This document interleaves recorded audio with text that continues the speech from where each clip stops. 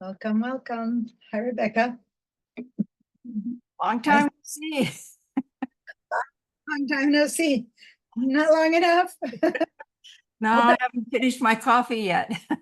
So, Oh, how funny. I was intending to have a late lunch, but I didn't even have that. So there you go. I wouldn't think so. I don't know how you do it. Anyway, hey everyone. As usual, Rebecca and a few others were in my morning class, and here we are again, and that's what we're talking about.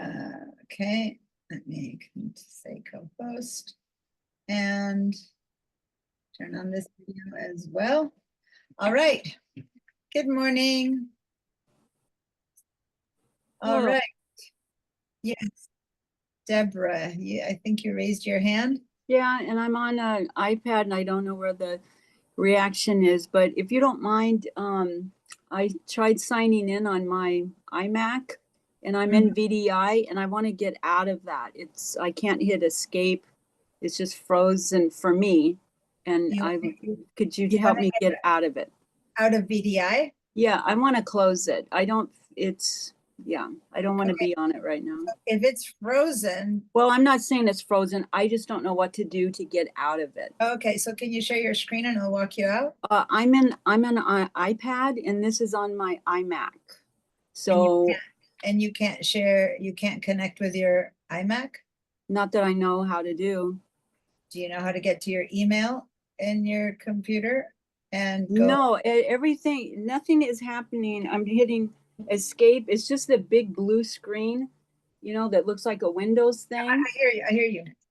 That's Windows. I know what you need with that.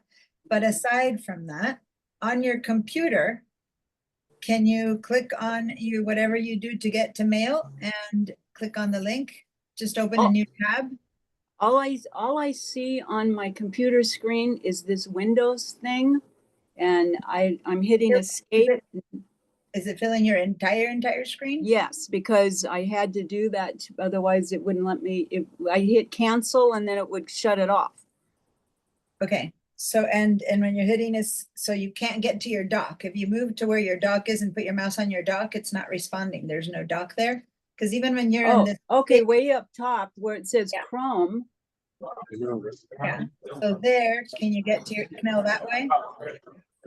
All it says is Chrome and file and edit and view and history and all that. I don't see anything about email. Okay, can you go up and make a new tab?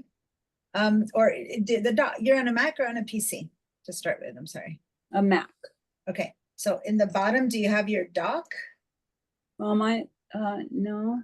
Your mouse and touch the bottom of your screen with your mouse and your dock should pop up. Yeah, nothing's coming up.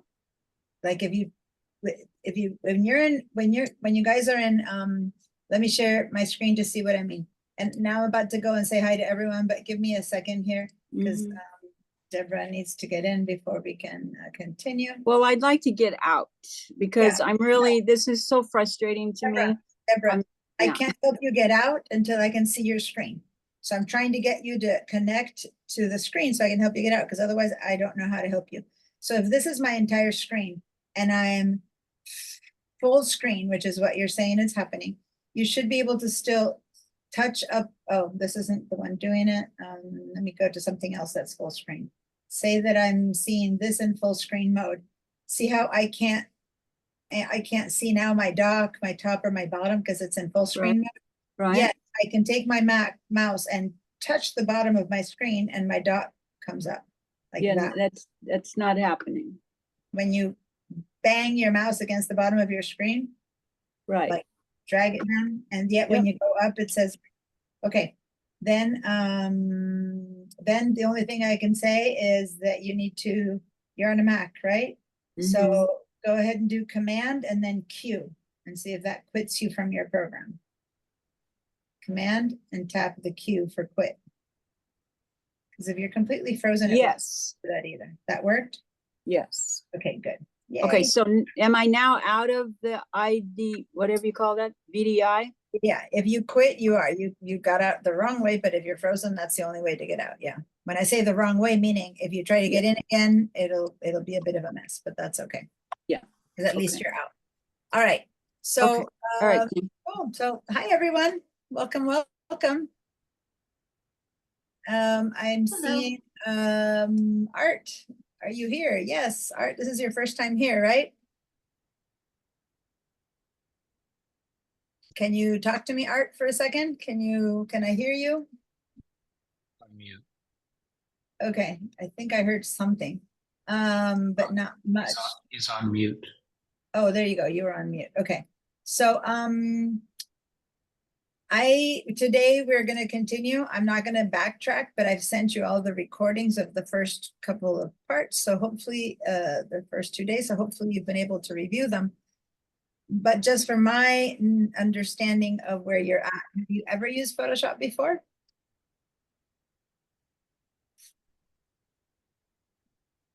Can you please unmute yourself to answer me, Art? Yeah, I've used an older version of Photoshop, Okay, CS3, I think it was. yeah, okay, so this is entirely new to you, all right. Mhm. Did you watch the recordings per chance, to catch up where we're at? Not yet. Did not get a chance, okay. So what's gonna happen is, I'm going to just move forward with our class. If you want to be able to catch up to where we are, you're gonna have to watch the recordings, or maybe you already, when you see what we're doing, maybe you already know how to do this part, depending on how much. Because in CS3, everything we've done yet in this class, well, the cropping was different, but the masking was the same. Have you ever done masking? A little bit. Okay, so last week we began to work on masks, and so now we're going to continue at a higher level with that. And basically at this point, we've only had 2 classes, so at the very least, if you need to review a mask, you need to watch the entire recording of last week. That said, do you have Photoshop? No, The new one? Okay, and you don't know how to access VDI to get Photoshop? no. Okay, so then what is gonna happen is I'm just gonna kind of continue with the class. If you don't have Photoshop and you can't do the work, you need to get on VDI. I sent you recordings of how to get on VDI. So look at your email and you'll see that I send you all the links. You can kind of watch those on the side and see if you can get onto VDI so you can access Photoshop. And if not, just watch the class. Do this during the week so that by next week you have Photoshop, okay? At this point, Okay. everyone has Photoshop and ready to go. By the way, guys, so hi, I was dealing with issues, so I didn't say hi to everyone, so hi. I see everyone's here and raring to go. I hope you're raring to go.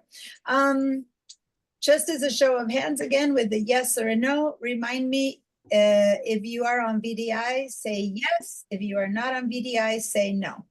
And Art, just so you know, when people are answering, you notice that there's little no's or yeses appearing on their little things. So how you do that is you go on the Zoom tools, you go find the reactions buttons, which might be a heart or a smiley.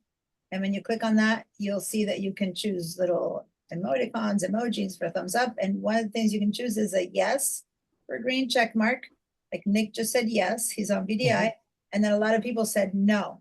So if you don't, the whole class will be, I'll be saying, okay, I'm checking in with you. Is this working? Is this not working? I'm going to say yes or no. So like if someone hasn't answered, like Mary Ellen and Odessa haven't answered, I'm going to ask Mary Ellen and Odessa. Well, no, Odessa, you answered on your other computer. I see that. So Mary Ellen, are you on VDI or not? I need a yes or a no. I marked no on my PC Zoom connection. I'm on 2 because I'm using my Mac Zoom so I can show you my screen. But do you have your own Photoshop app that you're opening? Yes. Okay, so then you would say no, you're not on VDI. Yeah, And then I've got no on the screen that's up next to you. I have 2 screens. oh, and the second one, where is the second? Oh, there you go. Sorry, I was looking at you only on the first one. Thank you. That's like Odessa. Thanks. There you go. I wasn't noticing you had a second one. All right. And then Dan, are you on 2 screens too, or am I seeing the only in the dark block? Dan Chambers? Hello, Dan, you are, Yeah, Not- I'm on both. You have your own computer or are you, oh, you're on both too? Yep. Why am I not seeing two today? Where's your other? I'm clueless. I'm only seeing one Dan. Oh, there you are. There's the other one. It's like, I got you. Wow, everyone on their second computer today. I could not see you. That's so interesting. All right. So basically the only one on VDI right now is Nick, and you know how to handle that pretty well. So the only other one who's going to be on is Art once you've figured it out. And I'm going to rename you to add your last name. And since you are also in my class for tomorrow, you're also going to need to be on VDI. I recommend that you spend some time now just finding those videos that I sent you and trying to connect to VDI so that you can follow later. You can follow today's and next week's class. Okay. Okay. I will actually do one more thing for you, which is I'll put the link right now of that video. And then after that, it's up to you to follow that link. But let me Okay. put that video in here. Here's the link. Give me a second. Okay, so I'm putting this link in here that I'm putting in the, hold on. I'm gonna copy the link. I just opened the video, which is not what I want. I wanted to copy. Okay, so this video, how to use VDI. Here's a link. So go click on that. And then you're also going to have this, need this other one, which is how to get two-factor authentication. Because to get to VDI, you have to do two-factor authentication. So in the chat, I just put two links. Your job today is to get yourself set up. Everyone else, we're going to keep going with Photoshop, all right? And Photoshop and Bridge. All right. Any burning questions? Anything you want to share before we get going? And if the answer is no, then let me share this screen where I'm going to go to our Padlet. So here's today's Padlet, and we've had two classes. For those of you who know how to get to your handouts, if you don't remember, here are the recordings of the first two classes. Here are the videos, by the way, of how that I just sent to Art. And it's been 2 weeks, you know, and we only had two classes. So it's a long time. And I know someone asked me about extra homework, or at least Dan did, and I never got back to you. I was going to put together an email telling you guys just keep practicing. But in the end, I had already said that, keep practicing. So one thing I'd hope is that you guys can apply the things that we learn to your own photos. So in the, sorry, in the Padlet, which I'm going to put the link to the Padlet here right now so that you guys can all go to the Padlet. If you don't remember how to get there, there's the Padlet. That last link I just put in, click on that link and you'll end up here. And we're going to need that during the day, during the class, for you to keep doing screenshots and posting. So please click on that link and get here. And I just wanted to say that most of you posted at the very beginning, but then the second day when we did masks, I'm seeing some people didn't post yet. So if you haven't posted yet, please do so. But I want to say, yay, Mary Ellen, because you actually did apply to your own photos. See here, Mary Ellen has a before and after of two photos that she did. And that's what I'm hoping you'll do. I'm hoping you'll grab your own stuff or others of my photos that are samples, and that you might apply what we did. And at this point, we had done some cropping, some generative fill, and we had done some masking. So this is the photo that she first created, which she did some generative expand, which I'm assuming that the ceiling maybe was right on top of this head, Marianne, is that what? Yes. Art, I'm going to mute you a little bit so that you can, so that, you know, you can sneeze in peace. And then when you talk to me again, you'll have to unmute yourself. All right. So this photo was like right there on top of this person's head. So she expanded with did the first day cropped and gave it a little bit more airspace, makes it a bit more comfortable to watch. So, and it was on a white ceiling. That's a really easy one. And it seems to have done perfectly well. And then the next step she did is she added and I'm seeing right here, a levels to lighten up. And so you can see over here that she's masked out the people and she's lightened up the people so that you can see them better, see the cute little face better. So that is a wonderful application of two of the main things that we've been doing. So yay, kudos. Now, any questions of something you wanted to do or tried to do that did or didn't work? Or are you happy and this is what you wanted? That was what I wanted. Perfect. Then you're ready to go. The only thing left to do here is if you wanted to send this to someone or put it in a book or print it out or something like that, then you might need to export a JPEG or something like that to send to, I don't know, I'm assuming these are family members, maybe daughters or nieces or something. Yeah. So if we might want to send it to her fixed from what it used to be, you wouldn't be able to send this file to her unless she has Photoshop because it has layers. And by the way, I'm talking to everyone now. I'm like, yay on what she did. But now what I'm trying to explain to everyone is this file, when you finish fixing things, is layered.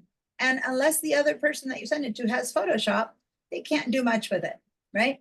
So at this point, you need to think, well, what's my output? I'm gonna do that. I'm gonna print this photo in 8x10 and put it on my mantelpiece.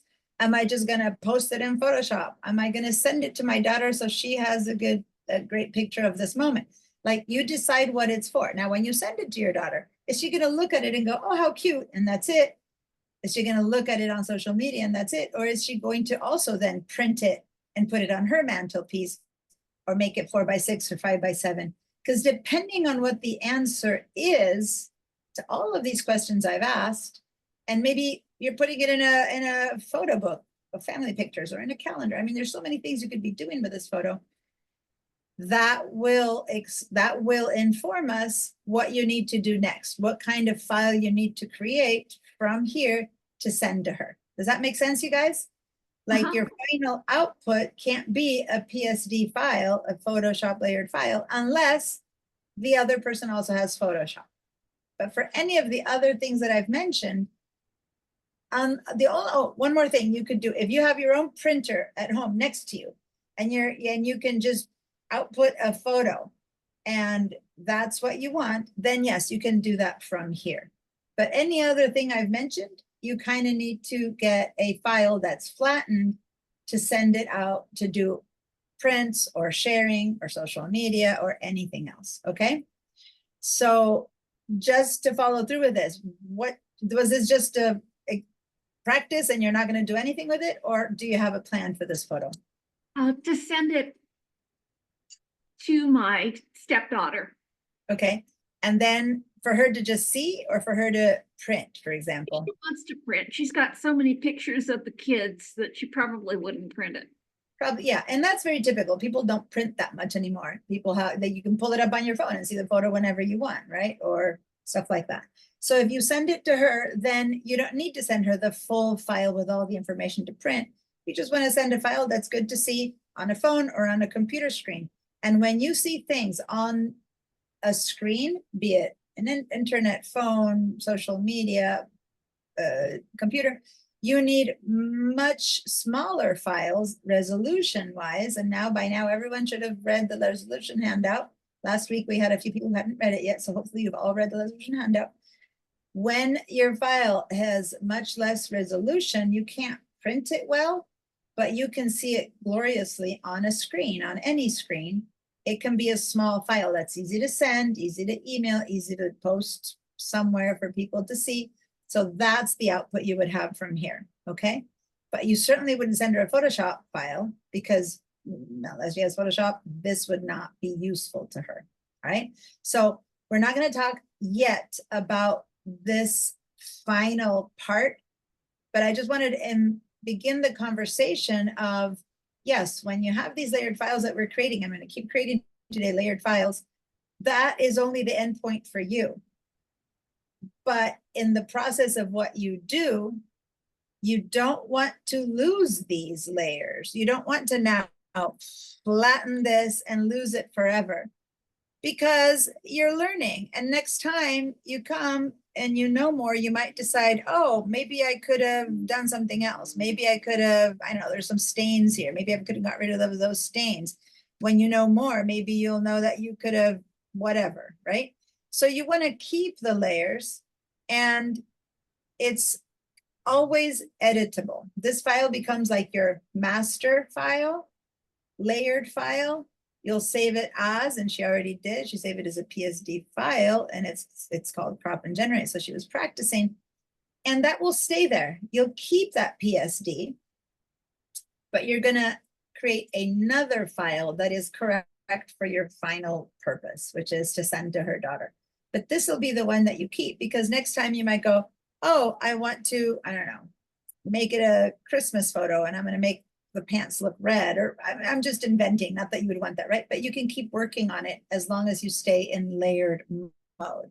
Once you flatten it, it's all like done. You can't retouch. Maybe next time you want to reopen this levels and lighten it a bit more, or lighten this little part a bit more and darken the ceiling because it's distracting. And for that, you need these to be still there so it continues to be editable. So that's what we call about editable and non-destructive, because the original file is still down here.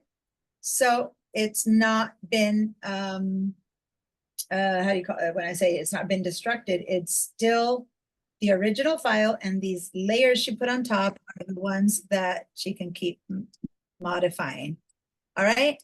So thank you for doing that. Thank you for using what we've been learning on your own files. And I beg everyone else this next week to do that. And if you don't have your own files available, it's a bit harder when you're on VDI, then do it with one of the other files that you have in Bridge, that we have many others to just open anything and do anything else, applying the things that we learn. Because it's not until you apply them that you run into trouble. When you're with me, I fixed your problems, or I tell you what to do. But then when you're on your own, you're like, what were the steps? How did I get a mask? What did we do on that? Like, half of you forgot already what we did to get these masks. And the other half are like, yeah, I remember. If you remember, do it. If you don't remember, then you have the recording to review what I taught, and then you do it. Okay? Now, this is not, how do you call it? When you forcefully have to do it, I don't know. It's not a requirement. It's a high suggestion for you to learn more. It's not a requirement. All I require is that you do the work in class. My high suggestion is put stuff in here, because when I see something that didn't work for you, in fact, is when I can help you. And that's also when you learn more. All right. So hopefully everyone already clicked on the link to get to Padlet. I see some people just joined. I'm put the Padlet link in there again so that you can all get here. And then today, as we work with stuff, we're going to be able to keep putting those. The only other work done here above and beyond what we did in class was Saul here, who actually did a little bit more. He changed the color of the jacket, the hat, the shorts, and he replaced the sky with another sky. So he went way beyond. Guess what, guys? He's already taken this class. He knows much more. And if you look at his layers, he's put a couple of different hue saturation layers, which we didn't do yet, but it's an adjustment layer just like levels. And he masked, and so we're going to do a bit of that today.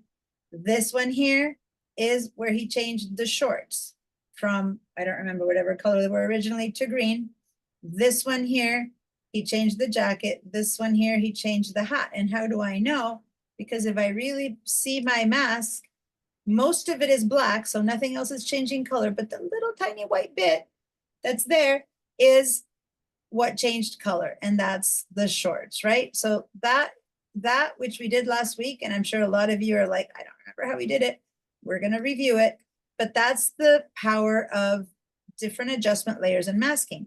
If you were to turn these little eyeballs off on everything, the shorts and the pants and the hat would be the original color, okay? Then he also lightened everything with another layer. Then he did some stuff here, which is called sky replacement. So this whole thing is one thing where we went from the whatever blah sky we had to, it had some gentle clouds to this threatening stormy cloud. It's like he's running home from the storm or something. So we're going to learn how to do that too. But anyway, thanks for moving forward. And since he knows more, he knows I expect more. I want him to do more, and that's what he does, and he posted it. So those of you who've taken this class a bit, you know, a few times, or who know more, you can do a bit more than just the 2 things I've taught you. I would love to see what you're up to. All right. Yes, Dan. If you were to, in those layers, if you were to click that symbol off to the left, I don't know if that's an eyeball or Yeah. would Mhm. that turn like the colored shorts on and off or the hat so that you would know for sure? Yeah. So let me share that one screen again. And yes, let me go back to this one.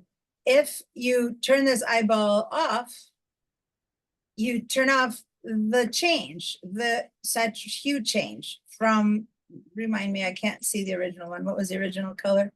Kind of darkish green, orange, and kind of grayish. Those were the original colors. And he turned them into more like an emerald green, yellow, and blue.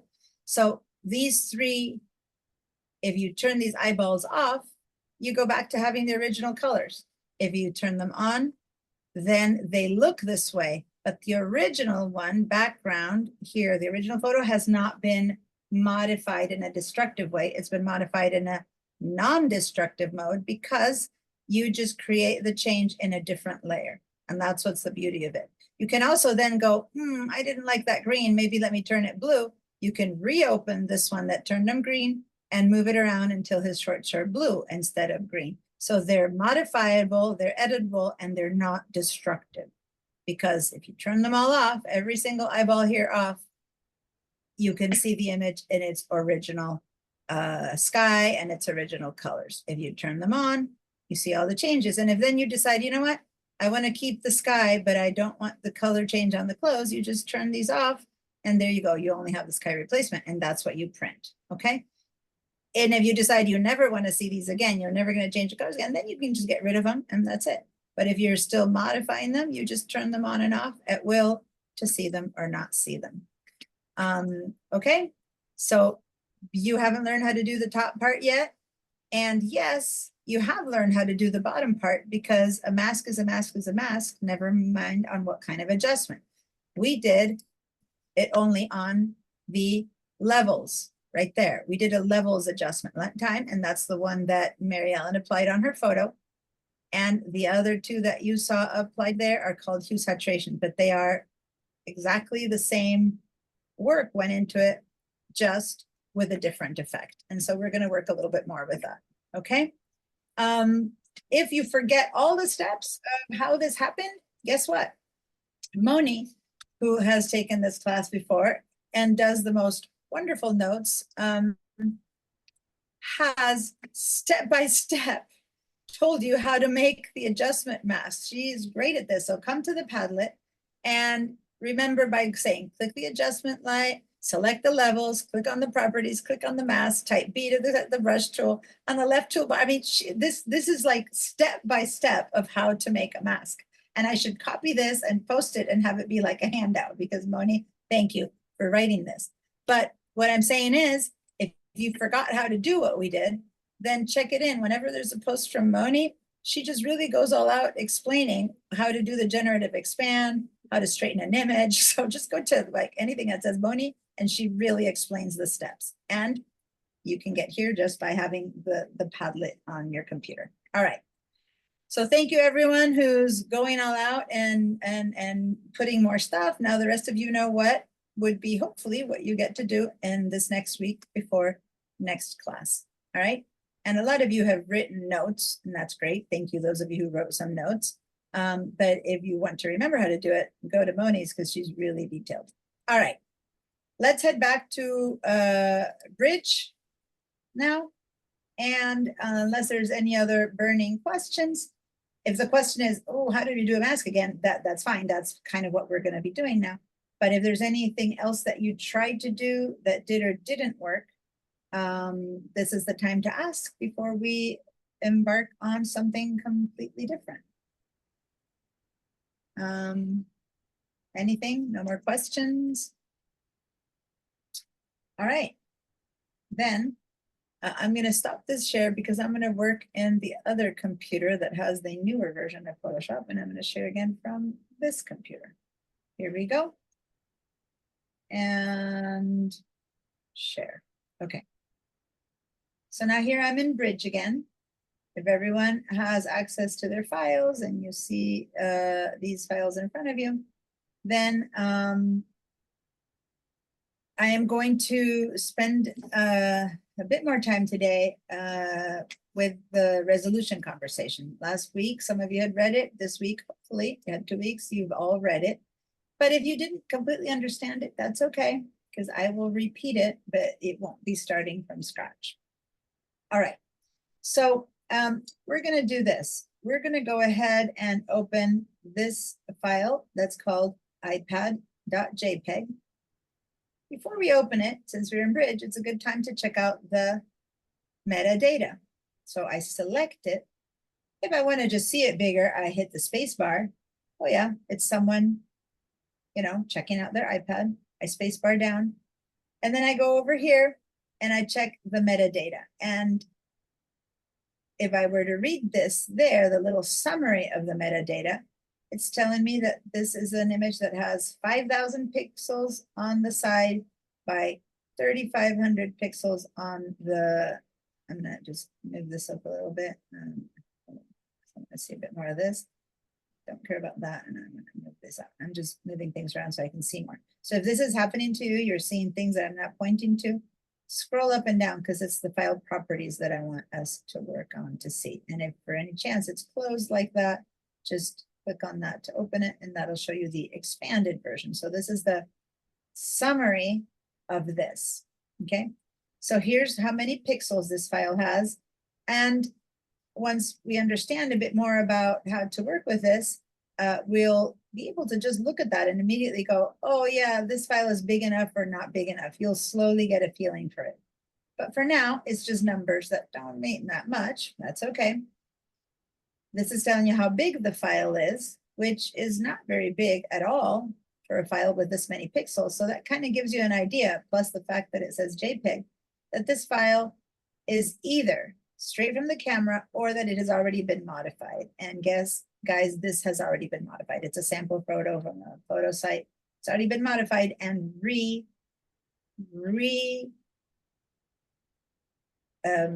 compressed. I haven't talked about compressions yet. And turned into a small enough file to put it on the internet. But it used to be bigger when it came out, when they were working on it. And all of the modifications have been compressed. And it's again a JPEG. JPEG cannot have layers. So we know that when we open this, it's going to be a flat file. The guy who created this photo, I believe the name on it was a guy. When they modified and fixed this photo before they put it on the sample site, they still have the layered file. So they can keep modifying it, but we only have a JPEG. So if anything we do, we're going to do on top of it. How about 72 PPI? What does this number tell us? Just seeing that number from what you guys know by now. What's that information tell us? I want someone. Pixels per inch. It says that it's PPI, pixels per inch. All right. When is the information about PPI useful to us? If we're going to do what with this photo? Print. If we're going to print it. Because even the word pixels per inch, inches refers to something printed. Okay. So if I'm going to this photo, it doesn't matter. Hold on, letting someone in. Here we go. Wow. It doesn't matter if I'm going to print it to a brochure, and I'm showing a little brochure here of Santa Barbara City College's, you know, theater program. It could be that it's going to go in there. Let me stop my share for a second so that you can actually see what I'm sharing with you. So it's possible that what you're looking at is going to go in a brochure and be big. It could be that it's going to go in the brochure and be one of these little tiny photos, right? It's possible that it's going to go on the mantelpiece and be, you know, 5x7 photo, or it might go on your wall and it's gonna be a 16x20 photo. Any of that is printing. If you're gonna print it onto a box, because you're into this little, like, you know, whatever you're gonna do with this photo, as long as it's in printed mode, the PPI truly matters. If on the other hand, what's the other thing I mentioned, which is the other way that I could be, the other thing I could be doing this photo if it's not printed, what was the other output that it could have? I mentioned a bit of it this morning, earlier today. Online. Online, or people are like, well, I don't have a website. Never mind. Is it going to be shown on someone's phone? That's on a screen, right? So online would be on a screen, on the phone would be on a screen, on someone's email would be on a screen. If anyone who's going to be seeing that image is going to see it on the screen, does PPI matter to us? I'm seeing some people going, and most of those are people who might have taken this class before. How about the people who, for the first time, just read the handout? PPI is of no consequence, does not matter at all, if I'm going to put this on to be viewed on a screen. What matters instead is the file size. Okay, so if it's 1.4 megabytes, 1.5 megabytes, this is a pretty big file. And if I'm going to put it on a website, I might want to make it even smaller. If I'm going to just send it to a friend or to a stepdaughter to see on a screen, this is fine. This is a great size. Okay, so it always depends on what you're going to do next. All right. PPI means that you can't, can you or can you not print this file right now at 72 PPI? No. Great. What number do I want to see here in order to print it? 300. 300, a little bit less, but at least, you know, between 260 and 300, ideally 300. That's the ideal number you want to see. So that means, does this mean I can never print this photo? No, it just means that I need to open it up and I need to change a bit the ratio to turn this into 300 PPI. We're going to see later. Now I'm going to head over to the non-summary, to this part of the file properties.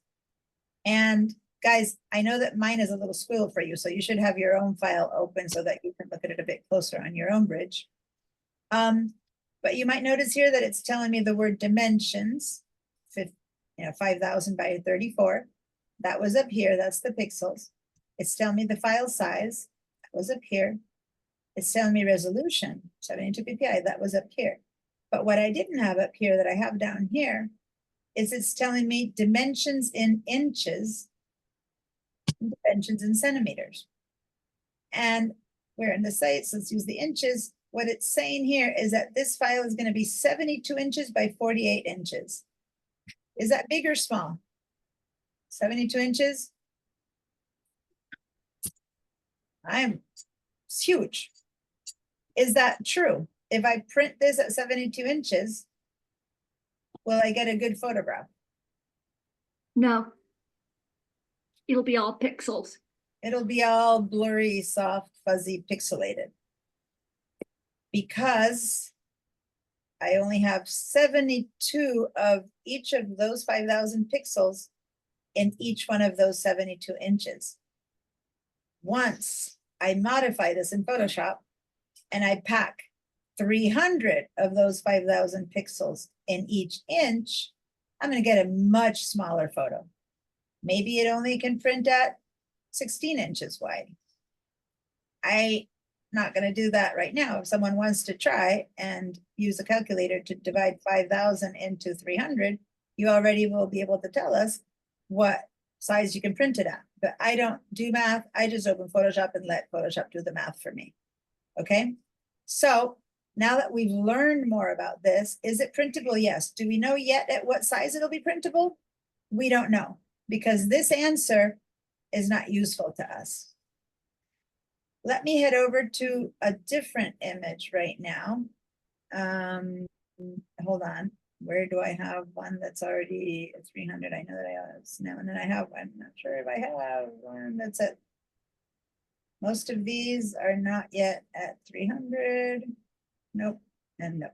None of these are at 300 yet. None of these are set yet at being ready for print, okay? So, no, sometimes we don't have the information, that's okay. Sometimes, let me open up here.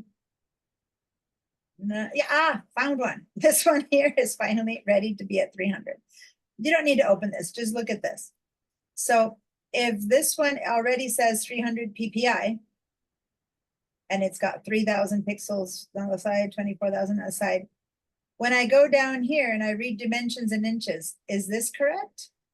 Can this be printed at 12 by 8? I'm seeing one person nodding and everyone else is like, I'm not gonna talk unless, you know, I make the mistake. So yeah, give me thumbs up, give me yeses, give me verbal answers. Got it. Yes, I can believe this number this time. And yes, this 300 PPI image is telling me that I've already put 300 pixels into each one of those 3,000 inches, which means I can print a 12 by 8. That's a big image of this eagle. Okay, so by extrapolation, if 3,000 pixels allows me to print a 12 by 8 at 300 PPI, I could probably extrapolate then that this image with 5,000 pixels, I can probably print pretty big, but just not 72. It's like 2,000 more pixels than before. So I can probably get, you know, maybe 20 inches out of it or something like that. We'll find out. All right, that's all fact finding. Let's just open this up and start working with this image. Any questions about anything I just said? If you're like, oh, it's too much, I forgot to read the handout or whatever, that's good. Don't worry. We'll keep working on this whole resolution thing. But if Hey, you Diana. just got the idea of what I'm talking about, then yeah, that's good. Hold on, Dan, because Rebecca raised her hand. So let me get Rebecca first. Yes, Rebecca? On the info, the date created on yours says 1979, and it seems to say that on all of the photos. What is that, when you started Photoshop, or? No, this file is not mine. This is a sample file that I took from a place of sample photos. And what happens, notice that there's no information here either. What happens is people who put up things online can choose to strip their images of metadata or not. And if they strip it from metadata, it defaults to some weird date. In 79, we didn't even have digital images, right? So this is not realistic. This photo is mine. And the other day I was walking and I love these photos, these flowers, Matilda poppies. We have the best garden here in our garden, but I've never been able to grow Matilda poppies ever. I took a picture of them. This is mine. And this one does have information. And oh, how interesting. Yeah, and mine all say June 20th, which I guess is when I downloaded the files. That is so weird. Huh. Because if I this, that's bizarre. If I check my, you guys aren't seeing it. Well, it's the date created is correct, right? Date created, yeah, that's when it was created. But why is it like over here? It was on 6/15. I told you I was walking the other day and I just took this picture of 2024 date created. But why does it says date file created and date file modified? I do not know why these two. If date created is there, why date file created? You know what? Diana, mine says date created 6/9, but then date file created 12/31/79. Yeah. So date created is the download date. Like the file, the file on my computer is dated, in your case, 6/15. But Yeah. but the created original, on your computer. it's nomenclature.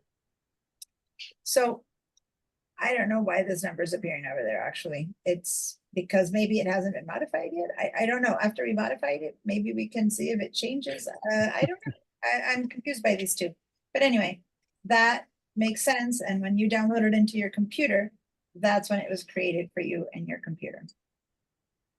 If I look at this photo, in my other computer. Let me stop this one, and it's the exact same photo, but I downloaded it into this other computer and I worked on it.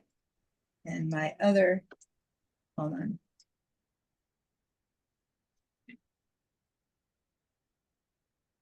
Oh, I'm on the wrong keyboard.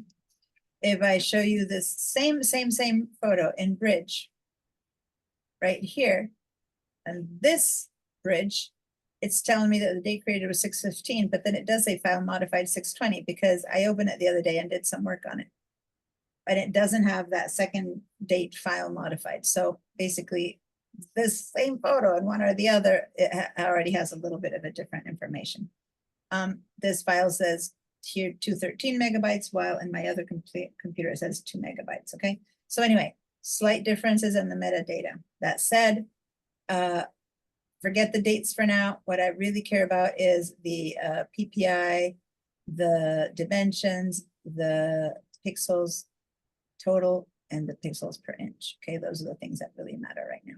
And the fact that it's a JPEG file, which right now that means that we need to design. But on this one, since I took it, I still do have the camera capture information.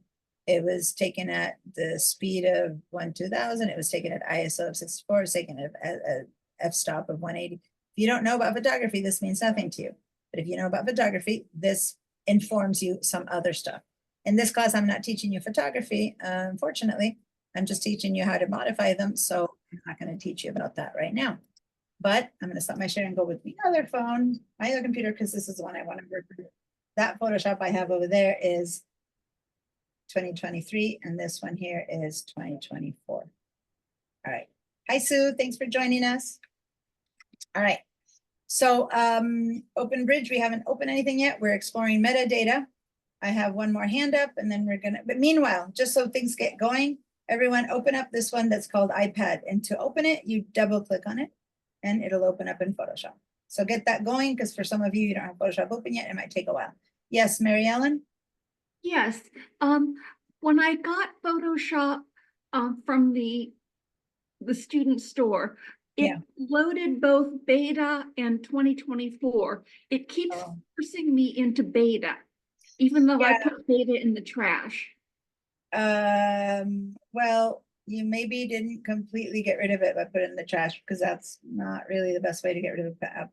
Here's the thing. What she's talking about is that I have Adobe Photoshop 2024, and there's another version now out, which if you just downloaded, which is beta. Let me share my Creative Cloud app with you guys so that I can show you what's happening. When you go to the apps over here, it's telling you what is available, which is new and which is not. And if you guys got to the point where you installed your own stuff, somewhere you'll find something called the Creative Cloud app, which is this one. So if you have downloaded Photoshop, even if you don't know about this, you can search, call it Creative Cloud app, and this will I just got Zoom. It just came on. mute you, Sue. There we go. So the Creative Cloud app is where you control all of the updates or not of your computers. And I would recommend that you do not update automatically, and you can make that choice in here. You want to update when you're ready, because if not, it updates for you even if you're not ready to update. So if you have an update available, it'll show. And if there's a beta available and you're just now installing it, it's starting automatically. A beta means it's the one that they're working on, which will be later called Photoshop 2025. So they've got new stuff that they're putting in it that's experimental, and it might or not work. And at this point, especially if you're beginning to learn how to use Photoshop, might not be a good idea to use it. But most importantly, your computer might not be strong enough to work with the newer version, which is what's happening on my other computer. That's why I said on that one, I only have 2023. That's an old computer, and I cannot move up to 2024 or I'm going to kill my computer, because 2024 needs much more. 2025, which is the Photoshop beta, is even going to need more intensity of your computer, because they're adding all of the artificial intelligence tools to it now, which means it needs a much much more powerful computer. So I would recommend, so anyway, so I don't have the beta installed, but if you have the beta installed, you can open it and try it.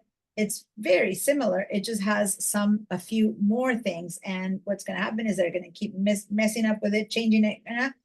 People report what they think, what is working, what is not working. And when they finally have it honed down, they present it as Photoshop 2025. If you want to be involved in telling them what does or doesn't work, go ahead and use beta. But if you're just learning, you probably just need to stay in non-beta. So when you go over here, and this is the direct answer to your question of what to do about that. Now I'm going to share my Finder window. If you go into a Finder window and check your applications, you should be able to see here if you still have Photoshop beta installed. And if you do, the way to open only your 2024 would be to open it from here and drag this into your dock. Now, a lot of this might be too much about how to handle a Mac. I will happily help you with this during break or after class to tell you how to do this on a Mac handling level. Right now, I'm going to bypass that and tell you that it's okay if you're in beta or in 2024 for the class. But if things operate quite differently, it's because I'm not using the beta version. All right, and I've seen already 2 or 3 people who shared the screens with me that have beta version, which is why I'm spending some time explaining this, because I want you to know that that exists and that but you for sure should not have your apps update automatically.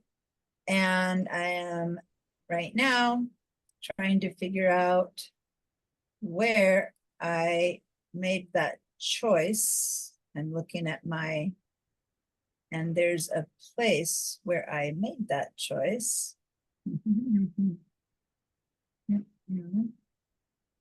In the settings of the cloud. And I'm not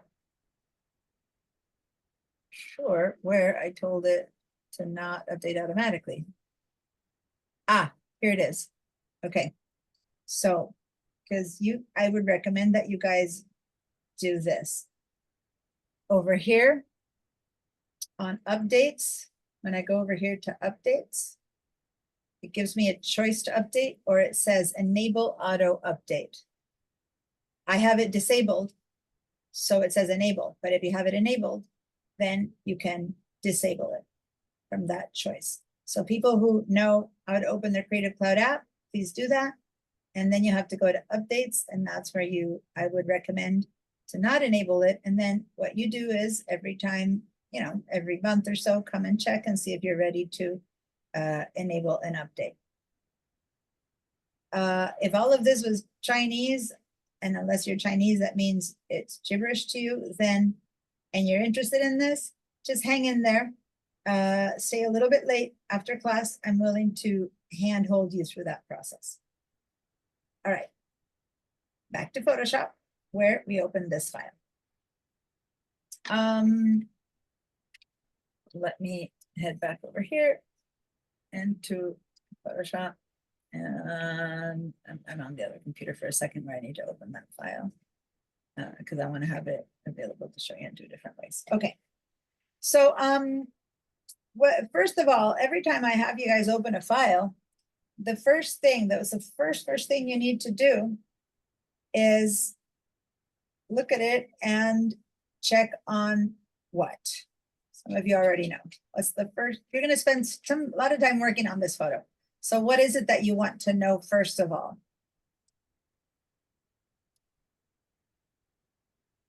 Rachel, your mouth is moving, but I don't hear you. And if you're answering someone else in the background, that's fine. But if you're answering me, then please unmute yourself, because it could be that you're just me and the ghost. So the ghosts, we're guessing pixels per inch. Yep, no, meaning yes, but you already checked it here, right? So Okay. if you didn't check it here, then yeah, you would want to check it in Photoshop. But ideally, you've already checked that out and you figure it's going to work for your needs, whatever the needs are. It's big enough, it's small enough, it's whatever. All right, so now you open it in Photoshop. So good option, but it's not the answer I'm looking for. Anyone else? Is it the resolution? Kind of, although resolution and pixels per inch is the same thing. So again, same answer, not bad, but no. Anyone else want to give it a try? Saul is saying yes, but I don't know what you're saying yes to, Saul. So in the chat, he's writing in the chat. So I don't know what you're saying yes to. So I don't know what, if you're saying yes, resolution, nope, that's not what I'm checking. All right. Would you change the canvas size? Nope. The canvas size is something I rarely ever change in Photoshop. I don't want to confuse people on that one, so I'm going to say no, and I'm not going to explain that one. All right, let me give you the answer. I need to check this photo at 100%. It's all about this photo will look good to everyone when it's smaller than 100%. And down here, this is where I'm pointing at, right in the bottom corner. I see that this photo is at 25%, meaning I'm seeing it much smaller than it could be. Who remembers what's the shortcut to check it at 100%? Control-0. Command 1. Yeah, Command for Macs, Control for PCs, and then tap the number 1. Now it says 100% here. Okay. Did everyone move up to 100%? Depending on your computer screen and the resolution of your computer, and just so many different things, you might be seeing more or less of this image. Like right now in my other computer, I'm seeing much more. I'm seeing all of the iPad, the corner of the iPad. On this computer, I'm not seeing it because 100% depends on your monitor. And if you have higher resolution or resolution monitor, now that's a different conversation. It's not about the image, it's about your monitor's resolution.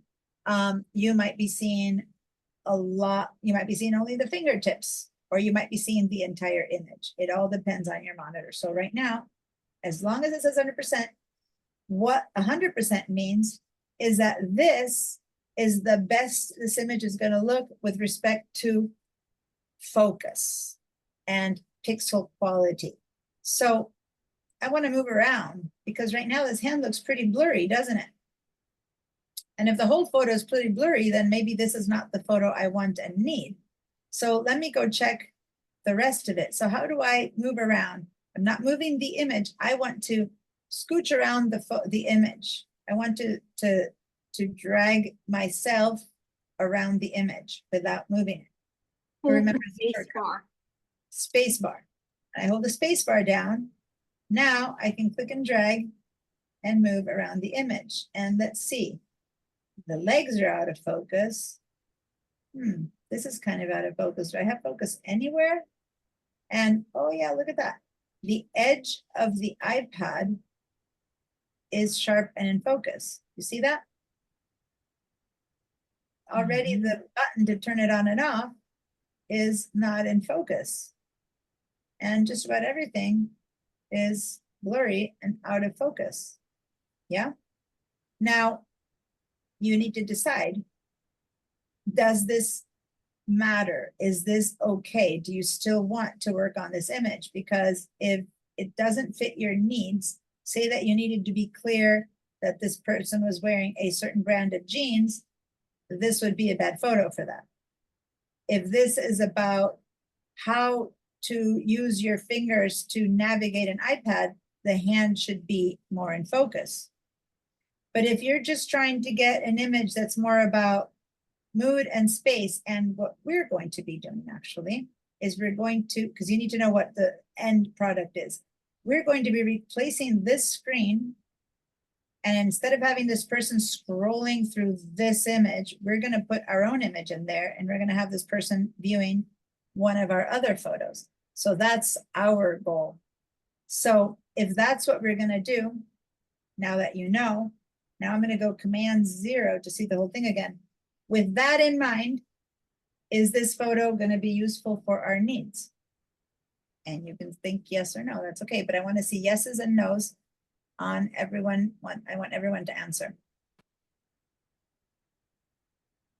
Yes or no? I just told you we're going to put a photo in there, so you might by default think yes. My answer to that is I'm not necessarily completely sure. but we're gonna use it, right? But why am I saying that? Because this is not gonna be an easy thing to replace. Let me explain to you why it's not gonna be easy to replace. Because the iPad is sharp over here. I can begin to read what it says over here, and then over here it's blurry. So we're gonna have to put our photo in here, and then we're gonna have to make it look natural, because if our photo is really sharp in here, it's gonna look weird to have a sharp photo if this is blurry, right? So this is not gonna be an easy image to translate. So if I were to wanna save myself a headache, I would go, let me look for another one, right? That said, we are gonna attempt to do that, which I just told you. So I'm gonna show you some techniques to do that. And some of us might get a awesome result, some of us might not. But we're gonna give it a try. And we're also gonna try one more time to see if we generate that result with the generative tool to see if maybe the computer can figure out a way to do it better than we can. Okay, so we're gonna test all those different things. All right. So I just want to say that I only got like 3 or 4 people answering, and I really need you all to say yes or no. If you're attending the class and paying attention, I need to hear yes or no from everyone. And I don't need it to be correct or not correct. I need to know that you're there and answering and participating in the class, okay? And the only way I can see that, especially if you're not showing me your video, is by seeing you saying yes or no. If you need to step out because the plumber arrived, you're taking your kid to school, something like that, and you're going to be gone for a while, please choose the little coffee cup that's right to the right of the yes and no. See how Moni, if you guys can see her at all, she's got a little coffee cup up there. So I won't call her name.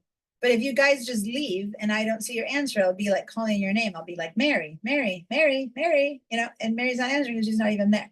So I don't want to have to do that. If you're going to be gone, give me a little coffee cup, and then I won't be like bugging. All right, cool. So here we go. I went from 100% to just explore it to see if this is going to work. We have a dubious yes as our answer, and we're going to give it a try. So it really wasn't yes or no. It was kind of like, but there's no yes or no answer. So no one's neither right nor wrong.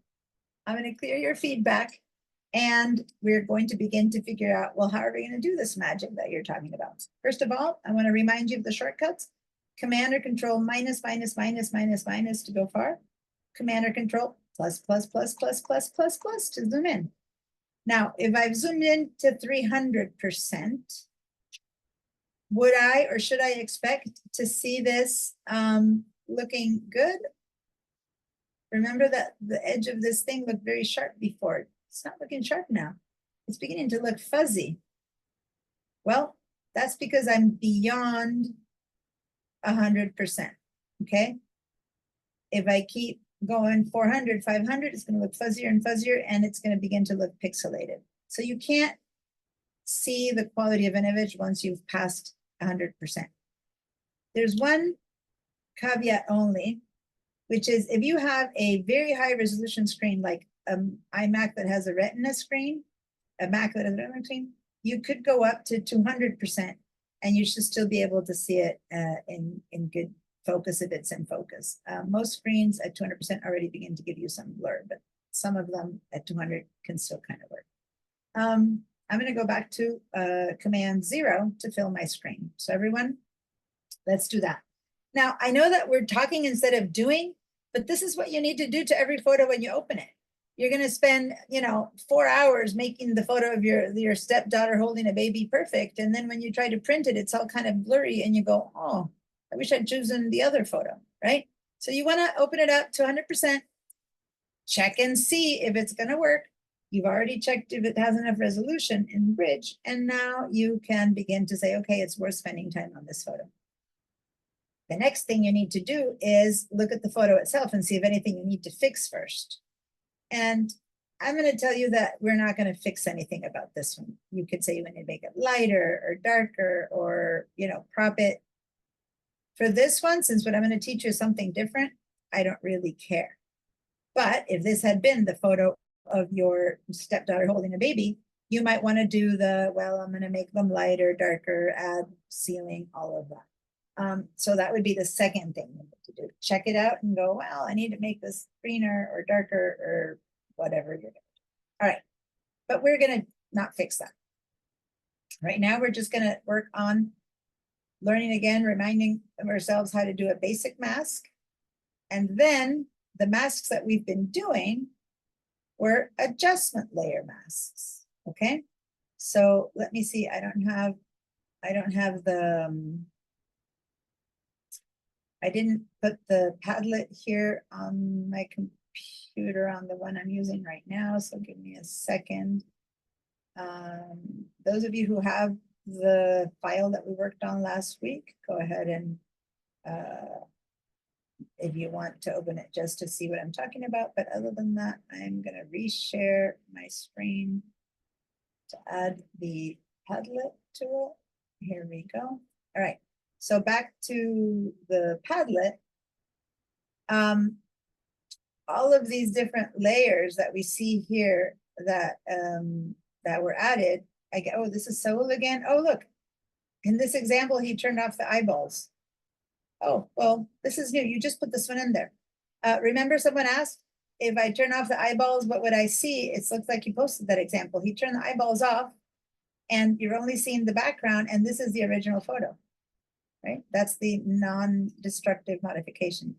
When the eyeballs turn on, you could see the sky change or the color change. All right, now this is a mask on a hue saturation layer. So it's a hue, it's an adjustment layer mask. The whole word adjustment layer mask, write that down so it penetrates your brain so that you can remember, okay? There's the word adjustments up there, and you could find some adjustments layers there. Today we're gonna learn about a different kind of mask. Adjustment layer mask makes things lighter or darker, or changes the color. So in class we did levels, which made it lighter or darker, and Saul here changed color. That's what adjustment layers do. Color or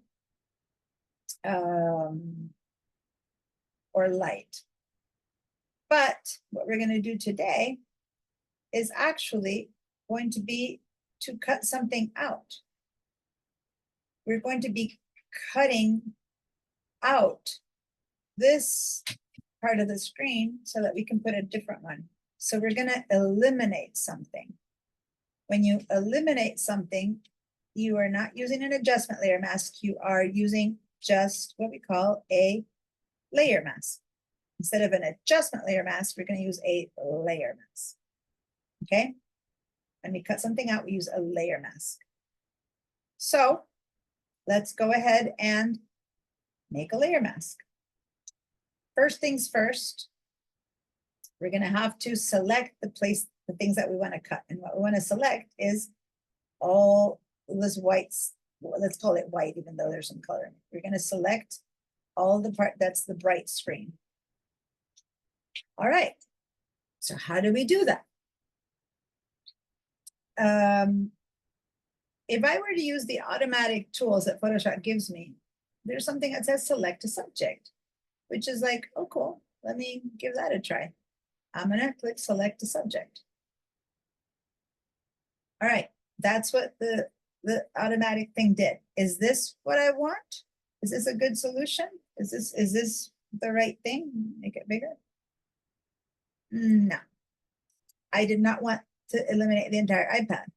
I want to get rid of what's inside. So I'm going to click on deselect. Everyone give that a try just to see what select subject does. And it's in this little tiny helpful, or sometimes helpful, sometimes not thing. Now, if it's in the middle of your screen and it's bugging you and it's in the way, grab it from this line here and then maybe put it in the bottom of your screen or in the top, move it somewhere out of the way. I'm going to put it in the bottom. And then click on select subject. And it should give you something similar-ish to what I've got going. The answer is nope, this is not what I want, so I'm going to hit deselect. Now, let's go back to Bridge. And let's open this image, the guy, the very bottom one that says white t-shirt. Let's open that one. Double click. Now on this one, let's say select subject. If what I wanted to select was the guy, did it do a good job? The selection is this marching ants. What do you think? If I wanted to select the guy, did this do a good job? Yes or no? Give me yeses or Yes. no's. I mean, Yes. it's pretty clear the answer is yes, so I don't need you to give me yes or no's right now. I just want to see you guys. All right. So when the subject is easy to figure out, that worked. We kind of did that last week with this other one, with the bridge. Where was it? Here, where it's not very clear what the subject is. And when you said select subject, the computer assumes the humans are the subject that you want. But what if I was trying to grab the bridge? Or remember last week we were trying to grab the green. So it didn't work to grab the green, but had we wanted the human, it would have worked. But nope, in this, oh, sorry, deselect, if I go back to the one that I want, select subject didn't work because no, it's not very clear what I want, all right? So you can't just always depend on the automatic thing working. And in this one, it went for the human first. Maybe I wanted to change the color of the wall. Then that would have been it. Nope, it didn't work. But if what I wanted to do was something with this human, then that would have been a good choice. All right. So the tools work sometimes and don't work other times. So now what we need to do is we need to learn to do some selections. So to do this, we're going to make a, let me see, hold on. We're going to, I was going to say make a completely new file, but do we have one available that would work for this? No. So we're gonna create a new file. We rarely create a new file in Photoshop because in Photoshop, most of the times what you do is you you open an existing photo, but we can go to File, New. For those of you who are in a Mac, File is way up on the top next to the Apple menu where it says File, or the shortcut would be Command N or Control N. And it's offering to make me a new document. Now, we rarely, as I said, make a new document in Photoshop. But one example of when you would make a new document in Photoshop might be, what if you want to make a collage where you're going to put 6 photos in a grid, 6 photos of your last trip, and you want a little grid to put in the calendar, for example. Well, then you're going to have to make an image that's as big as, you know, the print that you want to make, and then you're going to insert the 4 photos into it. So then you would make a new canvas. But in this case, we're just going to go ahead and head over to print. And the default becomes letter size. And I'm like, yeah, that's good. That's what I want. So just go straight to the bottom of this window and say create. And here we have a 8.5 by 11 letter-sized blank page. If you've managed to make a new file and you have your blank page and all is good, give me a yes. And I need to see a yes from everyone. If I don't see a yes, I'll call your name one by one and see how I can help you. Okay, so, all right. So, and there's only 1 or 2 people. If you have a little coffee cup next to you, I won't call you. Or there's someone here who has already told me, and we've agreed that he's watching it, but he's not doing the work. He will get a no pass on the class. You'll have to take it again, but I know not to ask them to get it. But everyone else has to give me a yes or a no. All right. So we have a blank, completely empty canvas. So was it Dan who mentioned the word canvas before? Gerard. I think Gerard, you said we needed to change the canvas size. Yes, you said that. Okay. So this is what is considered a canvas in Photoshop. That in the Word is a new page, and Illustrator it's a new artboard for those of you who've taken those classes. For Excel, it's a new spreadsheet. It's a new of whatever. And a new canvas is what we call this in Photoshop. All right. Which implies that originally people thought they were painting in Photoshop, right? So, but yeah, that's what it was called. All right, so now what we're gonna do is we're going to make a new layer on top of this layer. So we have this blank white layer, that's the default setting. We're gonna go down to these tiny little icons right down here where you see layers, and we're gonna press on the plus sign. There's like, this is where we did adjustments. This is a little folder looking thing. We're gonna click one time and we created a new layer. Okay, so this is the one that came. This is a new layer. It has nothing. So if I turn this eyeball off, this should look transparent. This grid means there's nothing on it. But if I turn on the background, then I see white because the transparent is letting me see the white. All right, so on layer one, now I'm gonna clear your answers, and now we're gonna be doing a little bit of learn our selection tools. I'm gonna go down from the move tool down to the first selection tool, which is the regular marquee tool. I'm gonna click on that one. If you click and hold, there's 4 types, but the only 2 that we really would ever use is the top and the second one. For now, let's just select one time on the rectangle. And then I'm gonna go over here onto my canvas and I'm gonna just click and drag. And I have made a selection.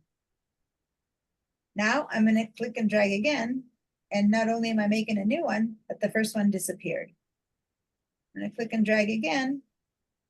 And now the first one disappeared, the second one disappeared, the last one is the one that's there. So when you make a selection tiny or big or minimal, only one stays. And this tool that's popping up all the time is saying, oh, you made a selection. Let me show you all the tools here available for you to do something with that selection. It bugs me that if I do something here, it shows up in the middle. It bugs me that if I do something here, it shows up there. Do something here, it shows up there. So I'm once again it's a good tool, but I'm gonna grab it from here and drag it down so that I can use it when I want it instead of having to have it appear all the time. So now it's still there, but it's out of the way. Does that make sense? That's how you handle it. And I'm not getting rid of it. I'm just moving it out of the way so that I can have a bit more space. Okay. All right. So once you move it, it stays put wherever you put it. Okay. So one selection, but so maybe you want to make a little a box here, and then someone in. What if I want to make a box there? Ah, come on. I want to make another box here, but I don't want to lose this one. So now I'm going to hold down the shift key. When I hold down the shift key, my tool adds a little plus size there. And now I'm going to make another one. And now I've been able to keep that first selection. I'm going to hit the shift key and I'm going to make another one and another one. It doesn't matter if you're making a grid or not. I don't care. I just want you guys to do shift and make another selection. If this worked for you and you all got a bunch of selections and the first one didn't disappear, then give me a yes. If something doesn't work, then give me a no. So Elsa, hi, thanks for joining us. Thank you. Just open a blank, say file new in Photoshop, open Photoshop and open a blank, file new blank. And if you need help, I can tell you. And then all we did here is we created a new layer. So I'm going to just go back for a second and show you what we did. We had a blank file and I went down to this little plus size here and click plus. And now in this empty layer, we chose our selection tool and I'm making a selection. Hold shift, select, shift, select, shift, select, and we're just keeping the selections without deleting them by hitting the select key all the time. All right, cool. That seems to have worked. Everyone seems to be saying yes. Now, what if I go and do the same thing, but I put one selection on top of the other? So with the shift on, I'm going to click and drag across these two. And now they've joined forces. If I click and add something there, I'm just gonna make it a bit bigger. And if I add something there, it's like I am intersecting them. What if I do that? Suddenly those two became one. What if I do that? I'm adding, and all I'm doing is holding down the shift key, okay? To keep adding to my selection, to keep adding to my selection. If you are able to add to your selections and all is good, give me a yes. The next step is we're going to take away from our selection and get rid of some portions of it. So now what we're going to hold is the Option or Alt key. So it's Option for the Mac, Alt for the PC. And see, when I hold that, there's a minus. So the Shift gives me a plus, and the Option or Command gives me a minus. Now I'm going to hold down the Option key, and now I'm going to just take a little bite out of this. Like I'm going to surround a little tiny bit, and boom, I've taken a little chunk out. I'm going to grab like that, and boom, I've taken a chunk out. And boom, I've taken a chunk out. And boom, taken a chunk out. Is that working? All right. What if I take a chunk out from the middle? I can do that. I'm going to click and drag, and I've taken a chunk out. When you're new to selections, this looks weird. What this means is that this part is selected and that is not. But everyone, make a kind of a little donut shape by taking a little chunk out of some middle. And now let's see if I fill it with something to see if it's true. I'm going to fill whatever resultant shape I have. And some of you guys by now have made little bears or stuff. I know you. But others of you just have a mess, a jumble like mine. Let's go ahead and use this tool that for now I wasn't using, but now I like it. And let's go to this little paint bucket right there. That little guy. I'm going to click. I'm going to say, fill it with black. Okay, once again, where am I going? To this generative tool. I'm going to go to the paint bucket, and it tells me, okay, what do you paint with this? I can choose colors, or right now for simplicity, I'm going to just choose fill with black. And there you go. It's true that I had made a little donut shape. If this worked and you have a filled shape that you made by adding and deleting, then please give me a yes. If something of this did not work and you need me to repeat any part of it or help you. All right, Odessa. Well, I got rid of that little, I hit it. Now I'm looking, I forget the name of it, so I can bring it back. The selection, or if something went wrong, okay, the first thing you need to do, if something goes wrong for some reason, you didn't mean to, you deleted No, it. the little toolbar that you're talking about. Oh, the toolbar. What's Okay. that called? I hit it because I was working on some other stuff. And it's the contextual taskbar. I couldn't remember that. Okay, contextual taskbar. Thank you. Go to the window icon and contextual taskbar. There you go. By the way, I'm torn about this tool. Of course, for people who are just now using Photoshop, it's great to have this tool because now you just do that and that's all you need to do. But we've been able to fill this all our lives without using this tool. I'm a little bit afraid that people won't know where else to find things if they don't have this. Before you could have gone to edit, fill, and then you would have filled with white or black. So this tool has existed forever. Even better, I could have just filled with a shortcut. Right now I'm going to do that and I'm going to fill it, right? So like you could fill it with stuff, but at this point, I'm just going to have us use this to begin to learn it. There's so many ways of doing the exact same thing in Photoshop that if you already know a different way, use a different way. And if not, use the one I'm teaching you. All right, Mary Ellen. I'm not seeing the paint bucket to do the filling in. You have this tool? Yes. All right.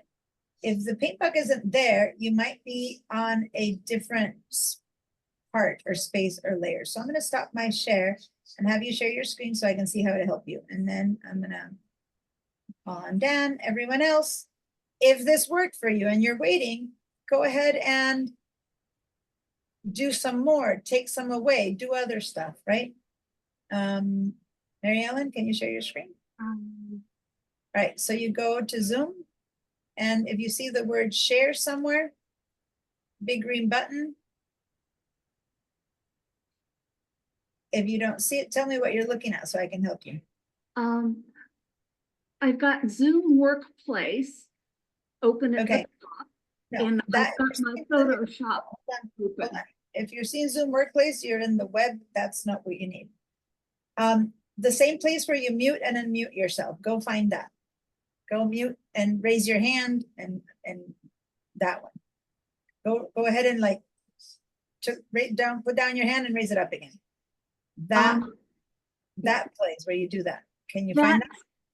That's on my PC. Oh, I'm using 2 computers. the one that you're working on in Photoshop is the one that you need to share. Okay, so if you're working with PC on Photoshop, that's the one you need to share. If you're working, sorry, in Photoshop on your PC, you need to share that. If you're working on Photoshop in your Mac, you need to share that. Which one of your 2 computers has Photoshop? Okay, The Mac or the PC? the Mac. Okay, so on the Mac, if you don't see the Zoom tools, oh, there you go, you found them. Perfect. All right. So now let me help you rearrange this for a second because you have, oh, by the way, if you don't want Photoshop Beta, I see how Beta is in front of 2024. You can just close it right now. You can go ahead and go to that, where's your mouse? Move your mouse a bit. Yeah, go up to there, close it. Yeah, just close it. It doesn't really quit stuff, but go ahead and say don't save. And that's fine. Now over here, say new file. And then you just can stay only in this one. And then go up to print. Yeah, right there. And then just create down here at the bottom. Cool. And now just make a new layer right down here, a new layer. Okay, cool. Now, oh, no, you made 2 new folders. Neither one is a layer. So do Command Z to undo that. Because you need to undo those 2 things that you did. Okay, good. And now plus sign. The one that you're on a plus sign. That little thing is a plus sign here. New layer. Perfect. Okay. Now go grab your selection tool. And I only did that, guys, the whole open again because she had, in the future, when she wants to open, I want to show her how to get rid of beta for a bit. Okay, there you go. You made a selection. Let's add a little bit by holding down your shift key. And now make another selection. Yep. And make another little, and now you're adding. You can't add to something that's already selected. So you need to add from the outside. This piece is already selected. Go ahead and make a box again. Okay, hold your shift key and make another selection. Good. Now you've covered it. Now go ahead and hold your shift key up in that part at top that has no selection. And make another box. And perfect. Now with your shift key still held down, make a box that connects both. Good, so you're adding. You can't, inside of this, do anything unless you hold the Option or Alt key, which is to take away a selection. So now hold down the Option, or you're in a Mac on the Option key. Now you can click and drag, and that would be like making a donut hole. Okay, because now you were deselecting. All right, now you have the generative fill thing right there, and there you have a paint bucket. Before you didn't have paint bucket because you were in a different tool. So move over to the right. That's not it. To the right, 1, 2, 3. That one. Click on the paint bucket. Yep, and choose black, kind of down there at the bottom. Cool. You filled it with black, and yes, you did make that donut hole by taking away, by holding the Option or Alt key. So since it wasn't selected, it didn't get filled. All right. This that we're doing right now is learning how to use our tools. It's not, if it's not clear why we're doing this, I'm just teaching you how to add and take away from selections because we're going to need to do that in order to select that bright, bright pad part. Okay, Rachel? Thank you. You're welcome. unmute.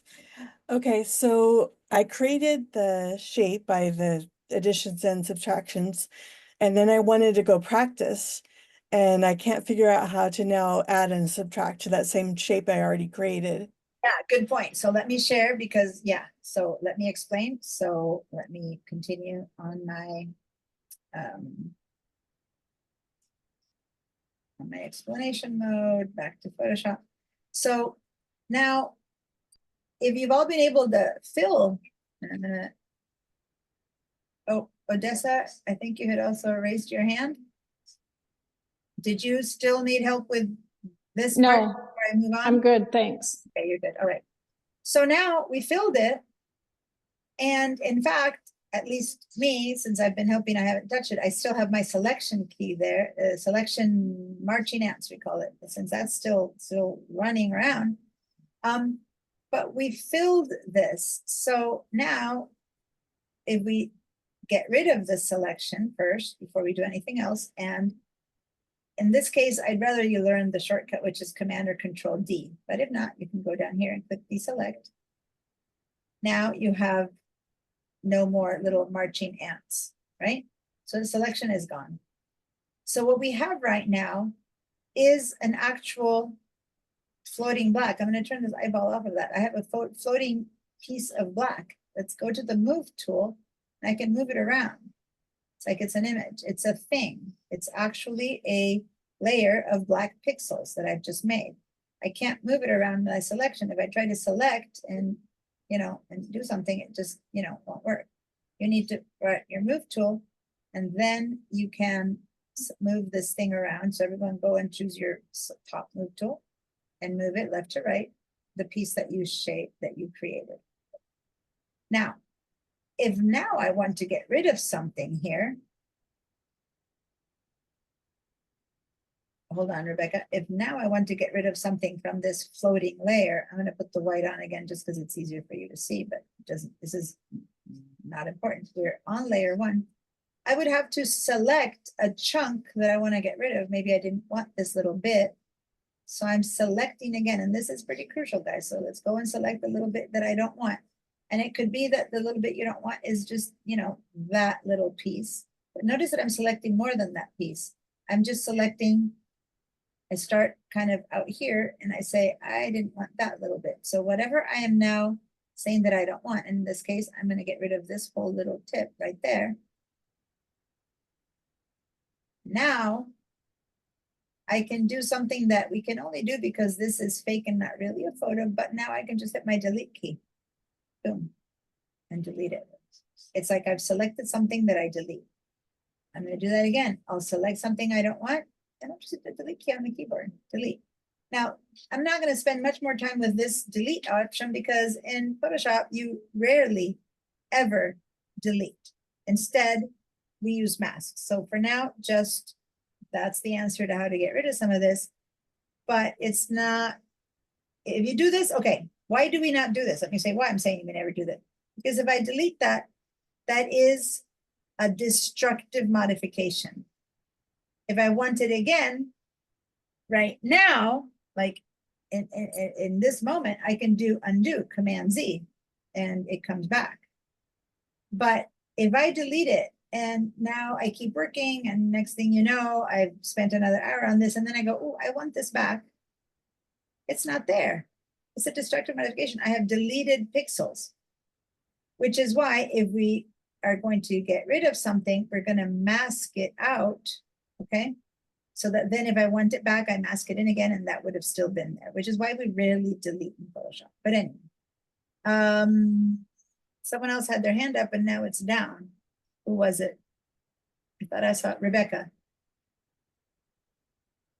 My marching ants weren't there, but the minute I reacted, they went away. So it was okay. So if they were still there, yeah. And if your marching ants are still there like that, you can just deselect, or you can do Command D. And then you create a new selection if you have your selection tool, and that's where we select and got rid of some stuff. When you're done, the selections stay. When you're done and you've deleted what you don't want, you can deselect again or Command D and it goes away again. I'm sorry, how many you do the delete? Select and go to your keyboard, and there's a delete key way at the top right of your keyboard. Above return, there's one more row, and then on top of that, there's a delete key, and I'm hitting the delete key. Ah, But okay. again, it's not something we're going to do much, so don't worry too much about it in Photoshop. We don't delete. All right. Catalina? Got it. Yeah, sorry, I have a question. When I delete, I see the square, the typical square background. Is that common or? When you delete, oh, yes, this one you mean? You see this? Yeah, I see that. That's because you must not be seeing the white. If you turn the eyeball off on that and you delete, then you see nothing. The background right now is white or nothing, and that when you make a hole, that's what you should be seeing. You put black pixels on, and now you're making a hole in the black pixels, and now you're seeing nothing. If this is turned on, now you see white. I must skip one step because I don't see the background layer. All right, so go ahead and share your oh, I know what you did. Hold on, I know what you did. Don't share. I know what you did. What you just said showed it to me. Because what you did, what you did instead of doing this, instead of doing what I asked you to do for a second, hold on. What you did is, I hate it when I have, what you did is you worked on the background, and when you filled, okay? Yeah. You filled the background.